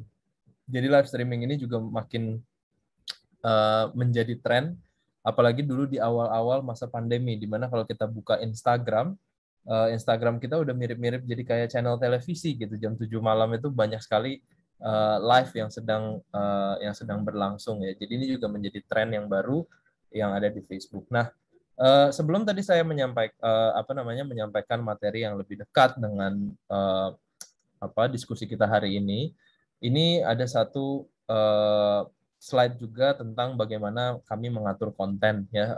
Tadi Pak Budi sempat singgung di awal bagaimana kita harus berperilaku baik dalam bermedia sosial. Nah, tentunya kami sebagai platform juga menerapkan standar yang cukup ketat supaya konten yang masuk ke platform kami itu sudah minimal terfilter gitu, tidak memiliki dampak yang buruk. Tantangannya ada di mana? Tantangannya ada di jumlah kontennya. Jadi saat ini setiap hari di Facebook dan di Instagram kami menerima kira-kira 1 miliar konten per harinya di seluruh dunia. Nah, dari 1 miliar konten ini perlu diberikan standar, diberikan aturan, mana-mana saja yang bisa kita konsumsi dan mana yang harus dilakukan penurunan atau dihapus secara total dari Facebook. Nah, ini mungkin nanti teman-teman punya pertanyaan mengenai apa saja sih yang boleh dan tidak boleh. Biasanya pertanyaannya seperti itu. Nah, lalu saat ini Facebook seperti apa trennya? Kalau kita berbicara masa pandemi, ini ada beberapa hal yang berubah. Jadi di studi kita tahun lalu, Facebook itu menemukan karena kita tidak bisa terkoneksi secara intens seperti sebelum masa pandemi, manusia itu pengguna sosial media mencari cara baru untuk terkoneksi. Ya, the desire to stay connected is rapidly changing behaviors. Jadi mengubah perilaku masyarakat dalam mengkonsumsi konten. 70% yang disurvei bilang mereka mengalokasikan waktu lebih banyak lagi di smartphone mereka. Lalu 45% bilang mereka mengalokasikan waktu lebih banyak lagi di messaging, aplikasi berbalas pesan seperti WhatsApp. Dan 45% tentunya mengalokasikan waktu lebih banyak lagi di sosial media. Saya pun bisa relate ya dengan hal ini semenjak pandemi. Jujur screen time atau waktu saya di layar itu double gitu, nambah 2 kali lipat. Yang biasanya hanya 2 jam, sekarang rata-rata bisa sampai 4,5 jam. Ya, karena hiburan kita terbatas di masa ini. Jadi sudah benar sebenarnya tadi intensi dari Gusti Hayu dan tim Keraton untuk mendigitalisasi aset-aset budaya. Saya rasa itu arahnya sudah sangat baik karena memang trennya itu ke sana gitu. Jadi lebih banyak lagi masyarakat kita yang mengkonsumsi berbagai macam konten melalui platform digital. Nah, apalagi kalau kita berbicara siaran langsung. Siaran langsung ini kenapa dari tadi saya ulang-ulang gitu ya, karena memang tahun ini di masa pandemi siaran langsung ini menjadi salah satu hal yang menonjol trennya gitu. Jadi secara rata-rata ada 6 kali interaksi yang lebih banyak di Facebook Live dan juga 10 kali lebih banyak komentar di siaran langsung. Jadi buat teman-teman semua yang mungkin bergerak dalam bidang budaya, mencari cara gimana sih melestarikan budaya-budaya kita, baik itu budaya musik, ya, aset kultur, aset lukisan dan lain-lain, boleh dikonsiderasi melalui siaran langsung. Nanti saya sampaikan contohnya seperti apa, ya. Dan di Facebook juga ada Instagram. Tentunya teman-teman di sini mungkin udah lebih banyak yang menggunakan Instagram kali ya. Jadi Instagram ini memiliki 1 miliar pengguna aktif, 500 juta pengguna harian di stories, dan 150 juta pengguna harian di jelajahi atau explore gitu. Nah, di Instagram ini ada macam-macam platform yang bisa kita gunakan untuk diolah menjadi aset digital kita dalam melestarikan budaya kita. Ini ada feed-nya, ada stories, ada IGTV, ada direct, ada siaran langsung juga, dan sekarang ada yang terbaru, ada yang namanya Reels. Saya jujur nggak terlalu mahir menggunakan Reels, tapi banyak sekali kreator sekarang yang sudah menggunakan Reels, ya, cocok sekali untuk misalnya budaya tari, budaya musik, itu sangat bisa masuk ke Reels. Dan ini juga kalau kita berbicara stories, nah stories ini juga menjadi, atau cerita ya, teman-teman yang menggunakan Instagram pasti sangat familiar dengan fitur stories. Stories ini sudah menjadi fenomena kultur gitu. Jadi sekarang semua brand, merek-merek ternama di dunia itu menggunakan stories untuk berkomunikasi di Instagram. Ini yang perlu kita konsiderasi terus, dan memang lebih besar space ya untuk kita berkreasi melalui stories. Jadi ini saat ini pengguna stories ini sudah sampai 500 juta lebih daily active-nya, baik di Facebook maupun di Instagram. Nah, jadi itu sekitar tren-tren terbaru ya. Mungkin di sini ada juga yang ingin bertanya trennya seperti apa sekarang di Facebook dan Instagram. Nah, memang tantangan yang kami hadapi di masa pandemi ini adalah tentunya sama dengan semua pelaku budaya di Indonesia. Kemarin banyak sekali kegiatan event yang harus tertunda atau harus dibatalkan. Nah, tapi kita coba cari cara bagaimana bisa mendukung rekan-rekan yang bergerak di bidang budaya. Ada batasan-batasan yang kami hadapi, tapi pada intinya di mana kami bisa mendukung, pasti kami akan coba mendukung. Nah, salah satunya yang terbaru, kalau rekan-rekan yang pernah ke Jawa Barat, ini mungkin mengetahui Saung Angklung Ujo ya di Jawa Barat, ini sangat terdampak dengan pandemi. Mereka kesulitan sekali untuk transisi digital, karena pada dasarnya Saung Ujo itu fokus di siaran langsung atau live performance gitu. Nah, bagaimana caranya mereka bisa mendapatkan penghasilan di era pandemi tapi dari sisi digital. Nah, ini masih kesulitan. Jadi kita coba dukung, kita berkolaborasi dengan Saung Ujo untuk menerima hasil performance-nya. Jadi penampilan musiknya kita jadikan salah satu aset di Facebook dan disebarkan di event-event. Yang tadinya saya mau coba menayangkan videonya karena videonya cukup bagus-bagus, jadi kita buat berbagai macam medley dari Jawa Tengah, dari Kalimantan, semuanya. Sekalian kita melestarikan budaya musik Indonesia, sekalian juga kita membantu pelaku budaya yang terdampak oleh pandemi. Jadi ini yang kami lakukan pada tahun ini. Memang masih banyak sekali batasan, tapi salah satunya kita coba ingin mendekatkan budaya itu dengan perkembangan ranah digital ya. Jadi banyak sekali yang ternyata belum biasa menonton penampilan musik secara live di Facebook dan IG. Nah, ternyata itu fun juga saya coba dan ternyata cukup fun ya. Ini bisa menggantikan sedikit kekangenan kita terhadap penampilan musik live ya yang biasa kita lakukan di masa sebelum pandemi.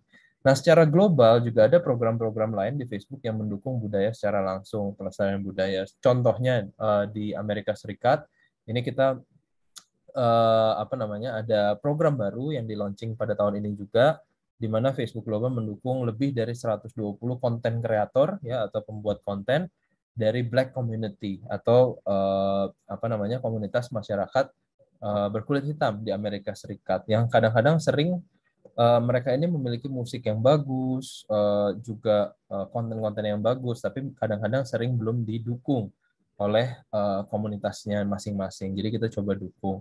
Nah, ini program-program seperti ini yang kita lakukan untuk mencoba melestarikan baik itu budaya Indonesia maupun budaya global. Nah, untuk menutup, pada dasarnya Facebook ada di Indonesia untuk Indonesia, jadi kita juga berinvestasi di Indonesia dengan berbagai macam aspek ya. Tentunya tadi budaya salah satu aspeknya, tapi salah satu yang paling penting juga adalah capacity building-nya ya. Jadi kami yakin dengan potensi setiap manusia, apalagi manusia Indonesia. Tapi ini kita perlu tingkatkan pelatihan-pelatihan yang bisa mempercepat proses transisi digital Indonesia ya. Banyak sekali tadi contoh yang baik yang diangkat oleh Gusti Hayu, di mana ada tantangan ketika bertransisi dari paper base atau misalnya hard copy base masuk ke Dropbox ya, masih kebingungan. Nah, itu yang kita coba bantu. Jadi baik itu dari UKM, dari kreator musik, kreator film, kreator dance. Nah, itu kita coba bantu bagaimana mereka bisa mentransfer aset-aset budaya yang mereka miliki masuk ke ranah digital. Tapi tidak ada satu solusi ya, as usual seperti biasanya.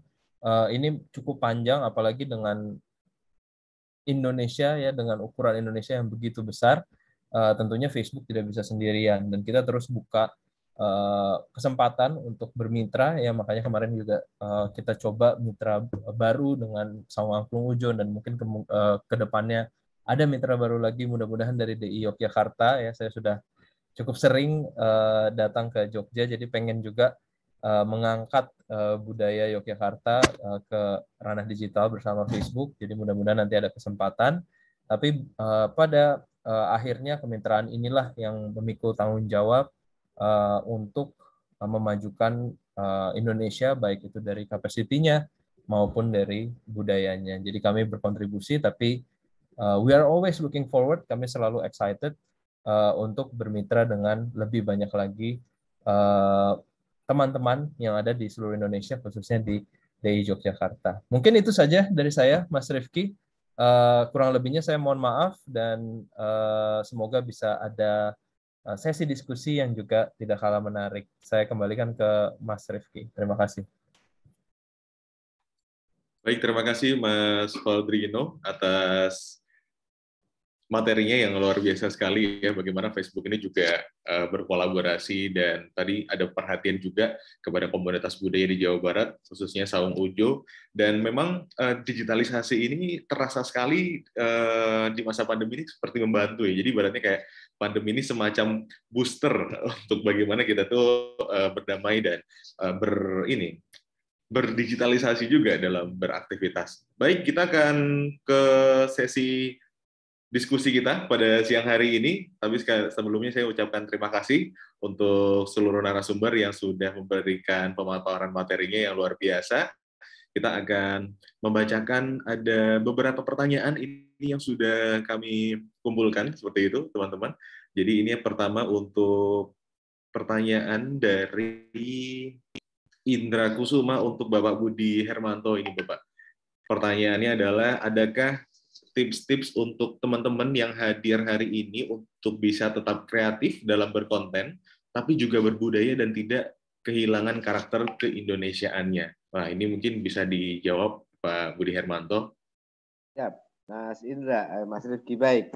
Pertama saya tips pertama buat para konten kreator yang paling utama adalah menghargai karya. Artinya begini, menghargai karya itu kalau misalnya pokoknya hindari plagiat lah ya, hindari plagiat, hindari menggunakan karya orang lain gitu.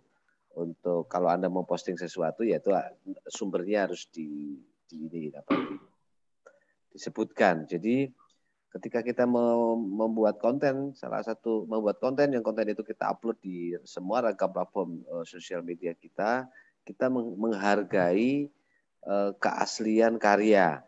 Atau sumber-sumber dari, kalau itu tulisan misalnya, tulisan itu ada beberapa tulisan yang lain, sumbernya kita kita sebutkan. Belum lama ini misalnya ada satu platform, saya tidak sebut namanya, tetapi dia mengambil tulisan dari web lain, dari konten dari web lain, kemudian hanya di ini sedikit aja, kemudian diupload di websitenya. Dan ini jadi perdebatan. Jadi ini ada sesuatu yang dilanggar, saya kira. Jadi pertama gitu. Jadi kedua, agar kita tetap menjaga dan tradisi dan kebudayaan kita, saya kira seperti yang tadi dicontohkan oleh Gus Dihayu ataupun teman-teman dari Facebook ya. Belakangan saya kira yang menarik adalah konten-konten lokal ya. Misalnya saya baru saja nonton ada satu video di YouTube tentang orang ke kebun mengambil bahan makanan dari kebun, misalnya ketela, dan kemudian dimasak di situ, diproses di situ. Jadi menggunakan alat-alat tradisional, kemudian pakaiannya juga kemudian pakaian petani tradisional, makanan yang disajikan makanan tradisional, itu menarik juga, sehingga kekayaan kebudayaan kita tetap bisa tershare. Ini yang kedua ya. Jadi tips yang kedua adalah original dan kekayaan kebudayaan kita bisa kita jadikan bahan itu untuk konten. Terus yang ketiga, saya kira teman-teman nggak perlu takut di era digital ini ada perdebatan atau ada kritik, anggaplah kritik dan masukan itu sebagai ini apa namanya, sebagai cara kita untuk kita memperbaiki konten-konten yang kita upload di semua platform sosial media kita. Menurutku 3 aja tuh. Yang pertama adalah setia pada originalitas, yang kedua adalah angkatlah konten-konten yang menarik yang terkait dengan situasi sosial dan kebudayaan kita, itu akan sangat menarik. Jadi tidak selalu harus yang modern atau western ya, tetapi yang tradisional juga menarik. Terus yang ketiga, nggak usah khawatir dan takut dengan kritik. Kalau ada masukan, ada saran, terima itu sebagai asupan gizi untuk perbaikan konten kita. Itu Mas Rizky. Baik, terima kasih Pak Budi Hermanto ini untuk menjawab pertanyaan dari Mas Indra Kusuma. Semoga menjawab ya Mas Indra. Pastinya tadi hindari plagiasi, be original, angkatlah konten-konten menarik ya, yang pastinya tetap up to date, dan tadi konten lokal juga bisa loh untuk tetap diangkat. Terima kasih sekali lagi untuk Mas Indra Kusuma atas pertanyaannya. Ini ada pertanyaan kedua juga untuk Pak Budi Hermanto dari MPM Jogja, Pak Budi. Ini pertanyaannya adalah, di era digital saat ini, apakah masih perlu digunakannya repositori digital untuk budaya lokal, dan bagaimana strategi kebudayaan untuk tetap kukuh berpijak pada budaya, tapi tetap menjadi yang terbaik dalam berkarya? Oke, jadi berkarya tetap baik, tapi tanpa menghilangkan unsur-unsur kelokalan dan tanpa meninggalkan budaya. Baik, ini pertanyaan agak berat ya, tapi nyambung seperti yang dilakukan oleh Gusti Hayu ya. Jadi saya kira repositori budaya itu penting. Ini kan semacam menyimpan file dan kemudian mendigitalkan. Ini penting.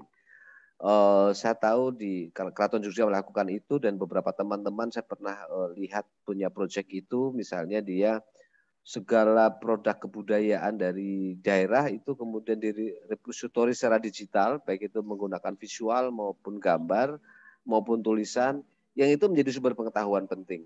Jadi saya setuju dengan pertanyaan ini, agar saya kira anak-anak muda di Indonesia juga menjadi mengenal. Konkretnya begini misalnya, kalau anak muda itu tidak bisa menari tari tradisional yang ada di daerahnya, nggak apa-apa. Misalnya tari topeng di Cirebon misalnya, nggak bisa karena nggak punya passion menarinya. Tetapi kalau Anda bisa memproduksi konten, maka teman-teman anak muda di Cirebon bisa datang ke para pengrajin topeng, mewawancarai mereka, riset, datang ke tempat penari, mewawancarai mereka, riset, mendokumentasikannya, ketika ada pertunjukan merekamnya menjadi sebuah liputan yang menarik, dan pengetahuan itu kemudian diupload atau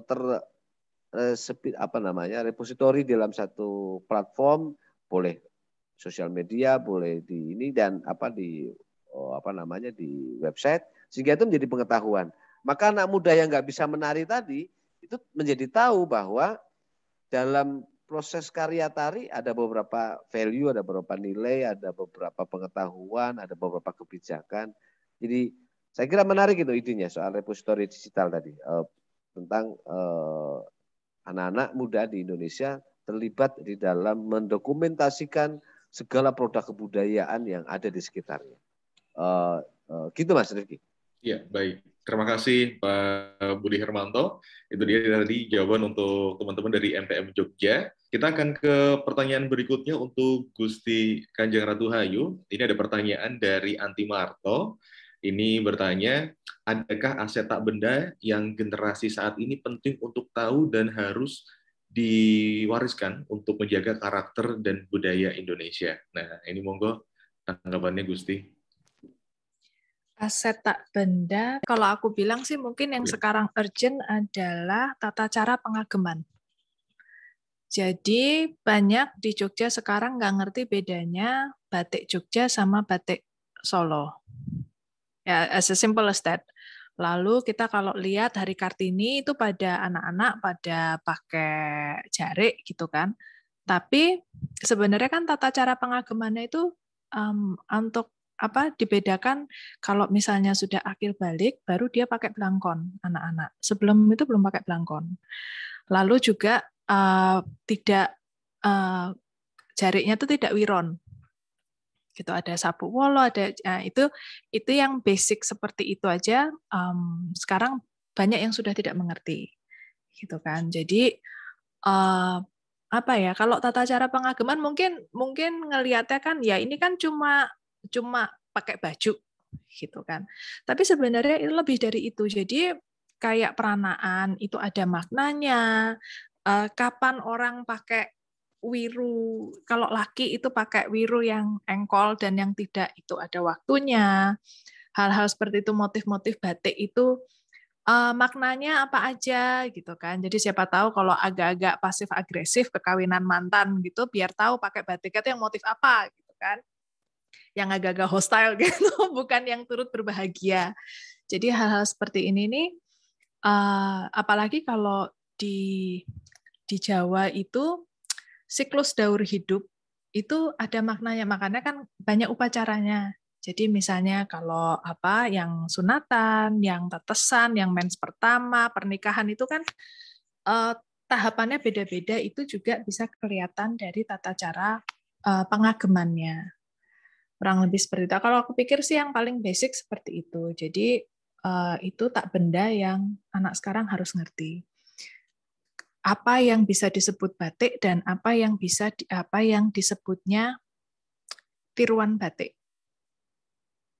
Jadi jadi kita tuh kan kalau batik itu ya yang dibuat pengrajin apakah dengan cap atau tangan. Kalau yang kemarin ini diskusi panjang sih dengan pihak lain, cuma kalau printing itu sebenarnya kan bukan batik karena dia tidak menggunakan malam. Kalau menurut definisi namanya? UNESCO ya. Menurut definisi UNESCO. Jadi kayak gitu-gitu itu harus dimengerti. Nah, kemarin dalam peringatan Hari Anak itu kita sudah bikin konten untuk itu. Jadi tadinya sebenarnya kalau udah nggak PPKM itu kepinginnya tuh ada tarian anak yang main gamelan tuh anak-anak gitu kan, kita live streaming, cuma karena PPKM apa daya, jadi akhirnya kita rubah kontennya menjadi tata cara pengagaman untuk anak-anak. Jadi kami harapkan nanti para guru juga bisa mengedukasi orang tua muridnya. Kita kalau Kartinian, Hari Kartini gitu sudah ada anak-anak yang lari-lari dengan jarik yang semestinya. Kalau jarik untuk anak-anak itu kan mereka masih bisa bebas gerak. Kalau udah pakai wiru tuh jalannya terus timik-timik gitu kan. Mungkin itu salah satunya. Iya, baik. Terima kasih Gusti Hayu. Benar banget ya, ini pengageman ya. Ini salah satu hal yang juga saat ini generasi muda juga perlu ketahui. Ternyata ada jenis-jenis tertentu yang boleh digunakan dan tidak boleh digunakan. Khususnya mungkin tadi, mungkin secara ekstrim mau datang ke nikahan mantan, nanti ada kesan-kesan tertentu yang bisa diekspresikan melalui motif-motif batik itu tadi. Baik, terima kasih Gusti Hayu atas tanggapannya. Kita akan ke pertanyaan terakhir. Ini untuk Bapak Fadrino. Ini dari Susanto Riyadi. Ini bertanya, adakah inovasi dari Facebook untuk membantu para kreator, terutama dalam bidang kebudayaan, dalam memonetize produk budaya mereka di daerah, dan juga menjadi sumber revenue agar mereka tetap bisa berkreasi dan berada di platform Facebook. Nah, gimana nih, Mas Fadrino, bisa diberikan tanggapannya? Ya, terima kasih Mas Rifki. Ini benar sekali Mas Susanto, ini tantangannya teman-teman creators yang kemarin disampaikan ke kami. Kalau kita berbicara creators yang sudah kelas nasional, tentunya sudah tahu ya cara memonetisasi aset-aset mereka di Facebook maupun di Instagram. Nah, sekarang kita sedang perluasan kolaborasi ke daerah-daerah. Jadi kemarin untuk mendukung teman-teman creators yang ada di daerah, kita buat program yang memang ditargetkan ke sana. Jadi kebetulan besok nih programnya ada Creators Day. Creators Day itu di mana teman-teman creators dikumpulkan dan kita coba memberikan edukasi tambahan ya, tentunya dalam hal-hal yang cukup advance gitu. Salah satunya monetisasi. Nah, ini diharapkan teman-teman creators yang besok diundang itu juga bisa menjadi agent of change gitu. Jadi kalau di daerahnya masing-masing mereka bisa bagi-bagi ilmu. Nah, yang kedua, sosialisasi untuk online learning kami juga terus ditingkatkan. Jadi ini mungkin buat informasi rekan-rekan juga, Facebook itu memiliki online learning platform namanya Blueprint. Nah, Blueprint ini dapat diakses situsnya blueprint.facebook.com. Di Blueprint ini ada video-video pendek online learning seperti kelas digital yang biasa kita coba-coba ya. Jadi ada kelas kelas olahraga, ada kelas masak dan lain-lain. Nah, Facebook juga memiliki platform seperti itu, namanya Blueprint. Ini teman-teman bisa akses secara gratis. Jadi kalau ada yang pengen belajar gimana caranya beriklan di Facebook atau gimana caranya monetisasi di Facebook dan Instagram, silahkan akses Blueprint kami. Nah, Blueprint ini sedang kami coba untuk disosialisasikan lebih banyak lagi ke teman-teman di daerah, mungkin bukan daerah lah ya, kota di luar Jakarta gitu ya, karena kalau kita berbicara di Jabodetabek saja dan Jawa Barat, itu masih banyak sekali teman-teman creators yang belum mengetahui fitur-fitur di FB dan IG. Jadi ini kita coba sosialisasikan. Dan yang terakhir, kita sedang bikin campaign namanya Tahan Dulu. Nah, Tahan Dulu ini kita sengaja untuk buatnya format roadshow. Jadi kita pergi ke beberapa daerah dan mengajak kreator lokal atau kreator daerah tersebut untuk kolaborasi. Nah, dari sini juga kita minta mereka sharing apa saja sih yang menjadi tantangan mereka dalam menggunakan Facebook dan IG. Ya tentunya selain misinformasinya ya, katanya banyak yang komentar-komentarnya banyak misinformasi dan lain-lain, tapi juga bagaimana dalam pengalaman mereka menggunakan Facebook dan Instagram. Mungkin itu yang sedang kita lakukan, Mas Rifki, di tahun 2021 ini.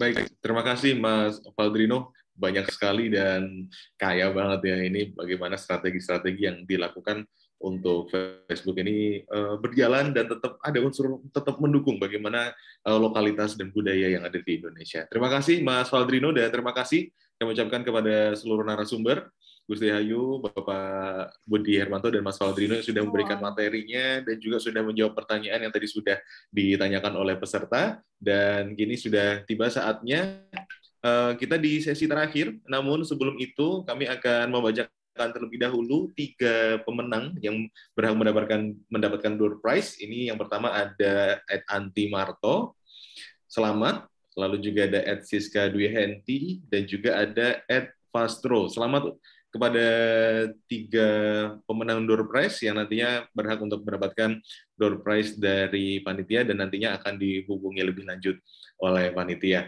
Dan sekarang tibalah kita di akhir acara, namun sebelum kita tutup, kita akan ada sesi foto bersama terlebih dahulu. Jadi kami persilakan kepada seluruh peserta hadirin untuk bisa mengaktifkan kameranya untuk kita bersama-sama berfoto bersama pada siang hari ini. Ya, ini ada Mas Amirul Mukmin, selamat siang. Ini dari MBM Jogja, halo selamat siang juga. Oke, ada Pak Budi Martono, Mas Susanto Riyadi. Oke, akan kita foto, mungkin sudah siap ya, Mas? Iya. Kita aba-aba terlebih dahulu, 3 kali saja fotonya. 3, 2, 1. Oke, untuk gaya yang kedua, lagi. 3, 2, 1. Oke, yang terakhir, gaya bebas mungkin. 3, 2, 1. Iya, siap. Terima kasih semuanya dan demikian kegiatan webinar Budaya Merah Putih persembahan Siberkreasi Kominfo dan Bina Berkarya. Terima kasih sekali lagi kami ucapkan kepada seluruh narasumber dan kami ucapkan terima kasih kepada seluruh peserta yang sudah hadir dan memberikan pertanyaan. Dan sampai jumpa di kesempatan berikutnya. Saya pamit undur diri. Salam budaya, lestari budayaku. Wassalamualaikum warahmatullahi wabarakatuh. Om Santi Santi Om Shalom dan sampai jumpa. Terima kasih semuanya. Terima kasih, Mas Rifki. Matur nuwun. Kenapa belakangan ini kok suka panas ya? Panas kan? Kalian udah kena jebakan malware. Orang-orang yang suka ngeklik sembarangan macam kalian ini yang rawan kena malware. Kau lihat HP-nya tuh. Hidup yang mulia. Malware itu bisa disebarkan dan masuk lewat link atau situs yang kita kunjungi, lampiran email, iklan berbahaya, bahkan pesan teks. Makanya jangan suka asal klik sembarangan. Mulai sekarang kita harus lebih aware sama malware.